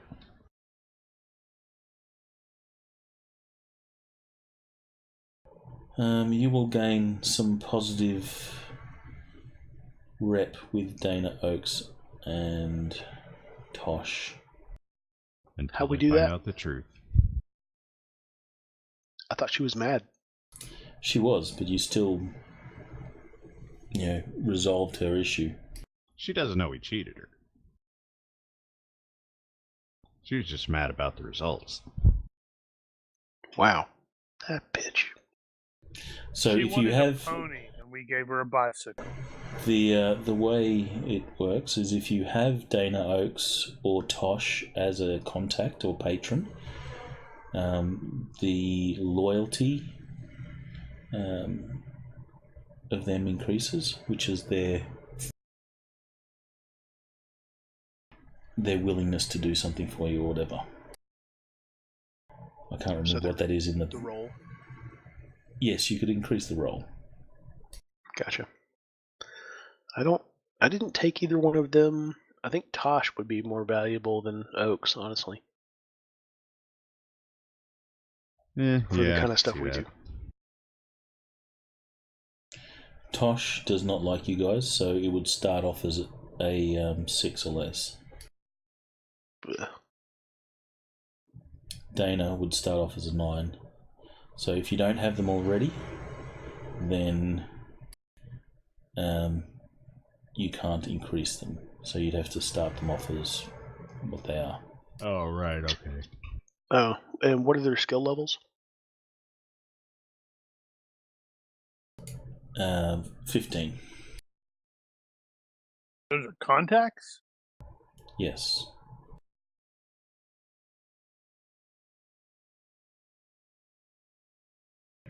As this series continues, you will have lots of opportunity to spend points on contacts.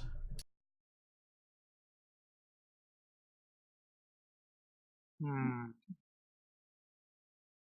I need 20 points worth of favors.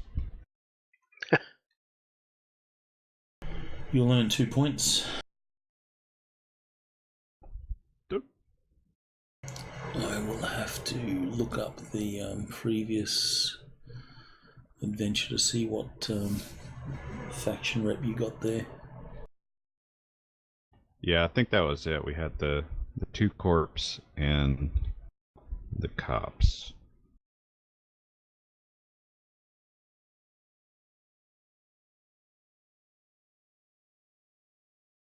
Yeah, we came through for him on that one. You got negative rep with the opposing corp because you went with Right.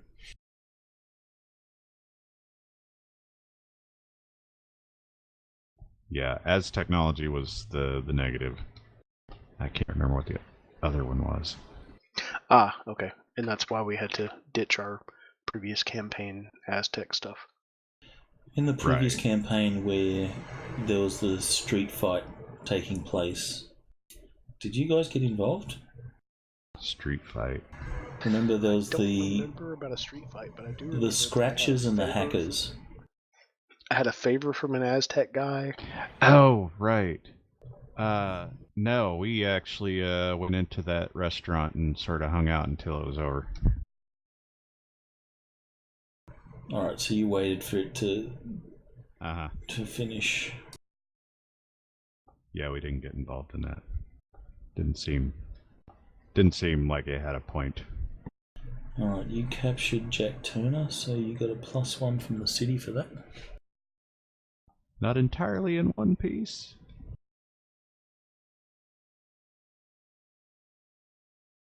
So you went with the Draco Foundation. Right. So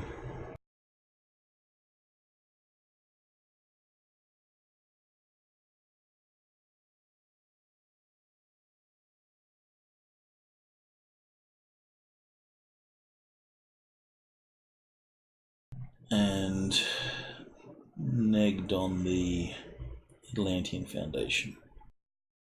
Oh, I thought that was Aztec. That's right. I think I am going to pick up Tosh as a contact because I think I probably got along with him better than anybody else did. Yeah, maybe. Seems reasonable. Especially Was if it he's Detective racist Tosh and or whatever? Yeah, he's a detective, knight errant. It was Athak. Yeah, it's on Yeah, the detective. Tosh Ethic.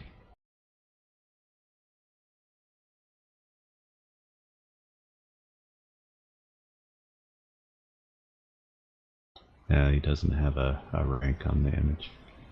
Or the image name. Yeah, He was addressed as detective I by thought he was. Oaks.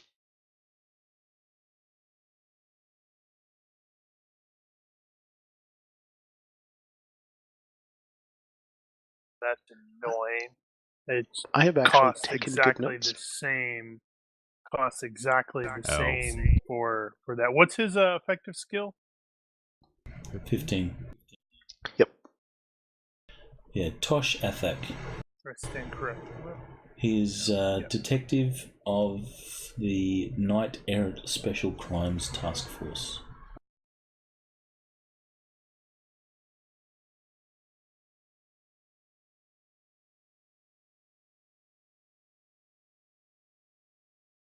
So the crimes that occur on the short bus.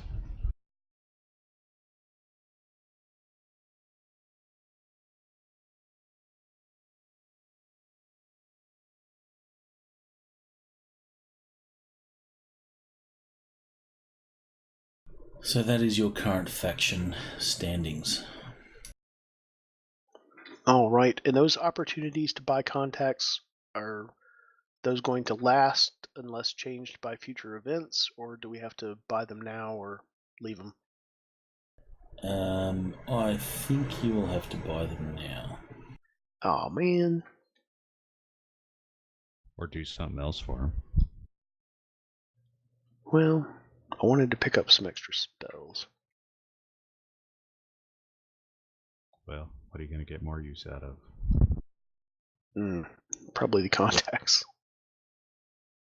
Keep in mind, if you deal with these people in future, the opportunity to buy them and pay them up will be there. Okay. Both Tosh and Dana, their information is reliable.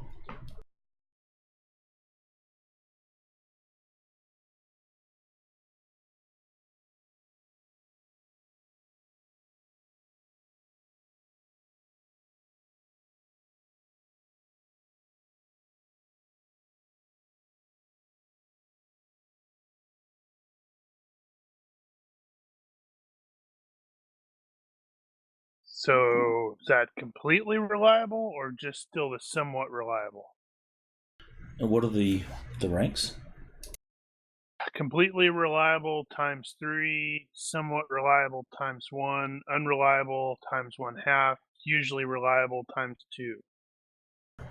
So one step up from one, so usually reliable. Okay. Actually, That makes sense. yeah, usually reliable. Damn it, that's going to cost 2 points. And Tarini is the default level reliability. Correct.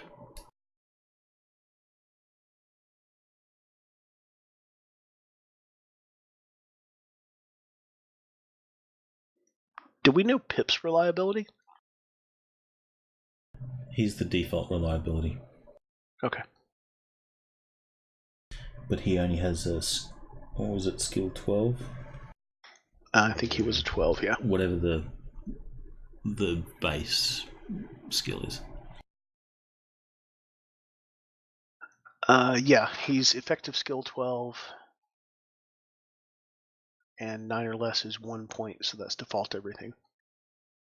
However, you can increase the reliability with, bribes and stuff. I believe that's how it works.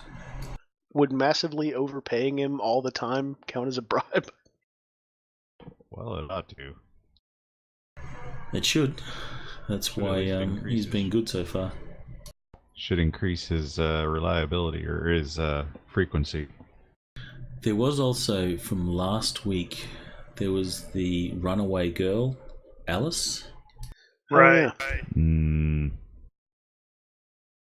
I think Frey Yeah, wanted to Frey. take her as a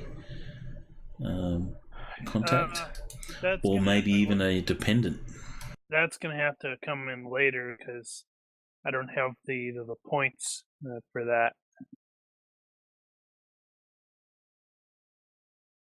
Unless you want to take her under your wing. Feel sorry for her.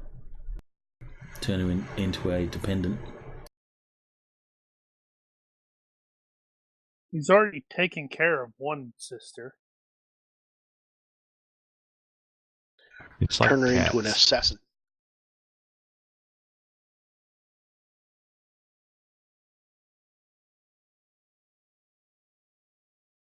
I would allow in cases like that if you could offset, so you could take them as a contact, and then also take them as a dependent to make it a zero cost. So you can use them as a contact, but they can also get in trouble. But it would have to be, Right. cancel each other out. That's pretty Yeah, cool. that's going to be hard. It's kind of like I gave Pip that burner phone, but he could call me on it now. And say, "Hep." So, Yeah, I'm going to have if you play wanted around to, with that, see if I can Pip, try to swing that around.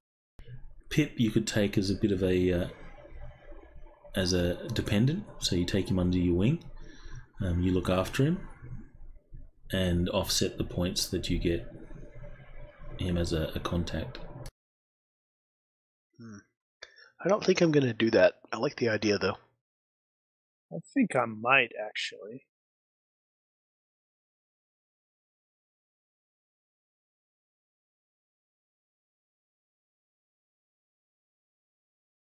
And then over time, of course, they can increase and become better and maybe end up not being a dependent anymore. Turn into an ally. Pip, businessman. Yes, he's a businessman. He doesn't want to do Shadowrun. Every time we see him, he's got a new business. And he's noticeably taller.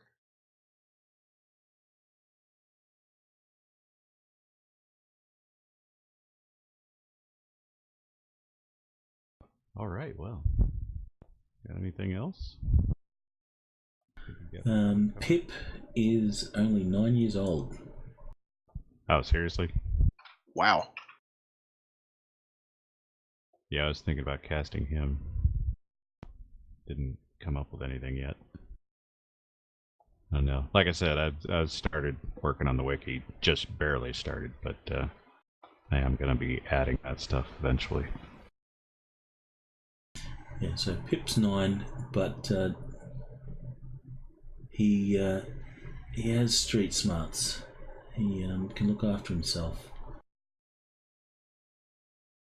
It says here, despite his tender age of only 9, he's seen some of the worst meta-humanity has to offer, and it hasn't crushed his spirits yet.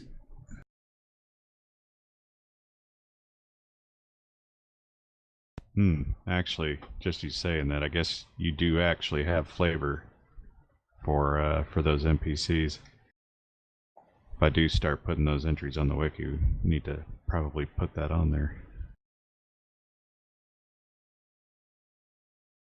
Except for the redacted parts, I'm sure.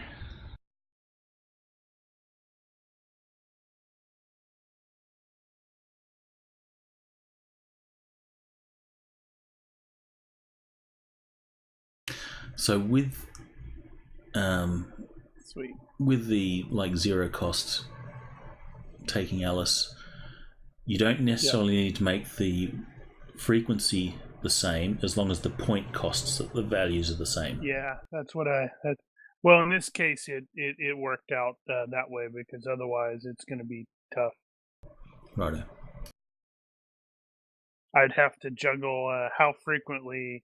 So, for example, if I made it the dependent no more than 75%, I'm going to have to make the frequency appear 6 or less. So Now, when you might go back and check, I still may do that. because I seem to recall the way it works with allies versus dependents is it's a single trait, and the point cost is either positive or negative based on what the end result is. Oh, be quiet, you. So you might not need to take two separate things. It's fine. For it. It works for me. I understand how this works. We're just making it the points of the dependent and such won't matter. It's more if that dependent gets into trouble, where the PC has to come and save the day. Yeah, it's going to work the same way. But if you were creating an original character, for example, and you had disadd limits and add limits, and it may apply differently depending on that because it's a single trait. That's the only time it really even matters that way, unless you just like to have it nice and neat. Okay, so wrapping up Alice then. Yep. She is in hospital. I think you told the doctor to keep you informed. No, not the doctor. At least initially, it was like the detective who was. Well, Right. the detective tells you Whoever that she's taken to Seattle Hospital, whichever is the nearest downtown hospital. She's Whatever was taken there. Convenient explanation then. That could potentially also be where his sister's facility is located at. So he decides to swing in to visit her as well. Where did that occur? Where's the brothel? It happened in the same district that Frey's hospital is in. Fortunately, either that or all the hospital beds were full, and it was only the one that Frey's sister is at. I have Google Earth up here. I was going to see which hospital it was, but I don't know where it is in the city. Bellevue comes to mind. There's a few hospitals on the map, actually. Oh, there's a crap ton of hospitals.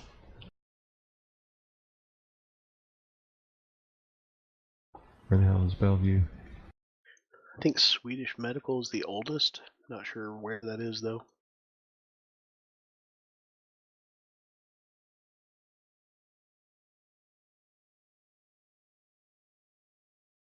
Well, it's not important. Hospitals, medical facilities. Let's see. There's the downtown area of Bellevue. There's like 4 or 5 hospitals there. I guess I got one of those complexes. There's Harborview Hospital. There's Health something organization. Seattle General. There's University Hospital. US Health Hospital.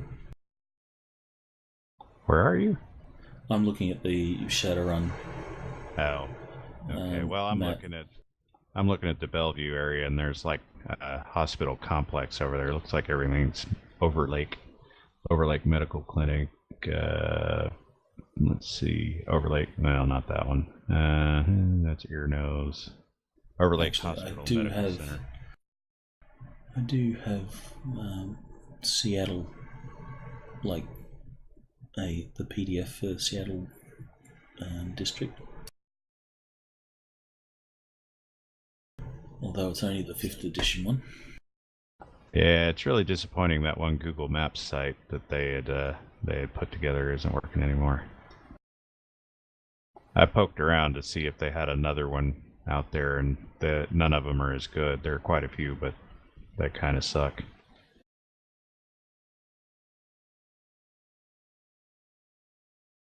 There's because I remember using this for another game. It actually details all the hospitals.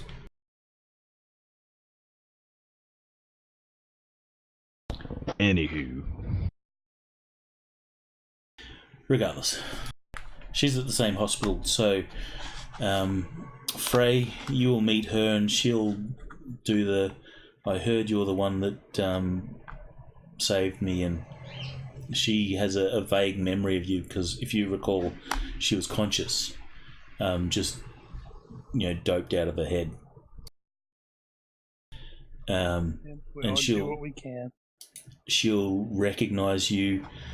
You'll feel some sympathy or empathy for her situation, and you offer to look after her. She is a runaway. Her parents trash. Her mother's current boyfriend was beating her and shit, and her mum didn't look after her at all, so she fled and has lived on the street. She got caught up, or she got kidnapped by the goons that run that brothel. Oh god. I just realized we all have one now. That's right. You've got that. I can't remember what her dang name. I got Jack. Jack. You got Alice, and Book's got Pip. Wow. Yeah, but are you independents? No, but Nah. still. So she has no way to pay her medical bills. So Yeah. you offer to pay? I guess that's what ends up becoming part of the dependent part, right? Yes. Yeah, somehow. So however We'll that works see what out, we can do. you bail her out, and she's got nowhere to live. She was, I think, was it 16? You said 12.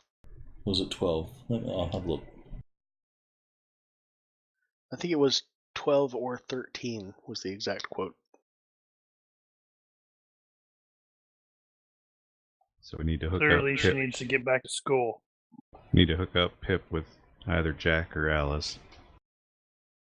Jack's an adult now, isn't she? No, she should be 16 at this point. Too old for him, unless he likes really older women. Yeah, well, I'll have to wait a while. I do actually think it'd be kind of amusing if I, look at my character down the road and go, son of a bitch, I got 7 dependents who are all like this. It's like the cat lady. That's right. I am creating my own horde of ninjas. Alright, yes, 12 or 13. Roll dice. You decide. Well, she says she's 12 or 13, and we don't know exactly which one that is. She knows, though. Does she? Does she really? Actually, we'll roll the dice. We'll roll the fate dice. If it comes up blank, she doesn't remember. Yes. I'm not sure. I'm Her, 12 or 13. Her mother was a shit mum. Never did birthdays. Casting. So she's 12 or 13. It's Hit Girl. No. Newt. Why not? Because I would probably cast her as a little black girl or something, just so we're not all It could still be Hit Girl. super white. Hmm. It is Seattle. Maybe a little Asian chick. You just have That's to find true. another picture. It could still be Hit Girl. That's it. She could be Ninja. Ninja. Oh, just Asian. Racist. Alright, so I think that about wraps it up. So where does she live? How are you tending to her living? Are you going to put her up somewhere, put her in a hostel? I suspect what's going to end up happening is it's going to be one of those where he puts her up in the little halfway house thing, and she keeps running away and ended up crashing on his couch and stuff. That's it's probably not going to be his call because the state is going to get involved there. And Well, that's you say that, but Whatever Shadowrun's corporation all the screwed state up. has contracted well, with. that's true. Well, I presume the hospital is going to tell the state that they have an orphan here, and they're going to put him in somebody's home somewhere. And it may be that she just keeps running away and stuff, and at some point, Frey That sounds good. At some point, they just push say some screw papers. So They'll place her she's the in a most foster profitable home. She's in a foster home, but she keeps running away, and every now and then you find her asleep on your couch. She looked Or like raiding that. your fridge. Was it Astra from first episode of Constantine? Like Goldilocks. The foster home that she's in is a miserable place. You know, they treat her okay, but she just doesn't get along with the other kids. She's the oldest of them, and you know they make her do all sorts of chores because she's the oldest kid, and she hates it. It's the couple from Terminator 2.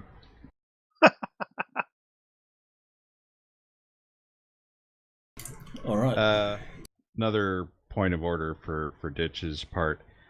I am thinking that he will move into the Orc Underground, but not immediately. So probably the next time something bad happens and he has to relocate is when he'll end up moving down there.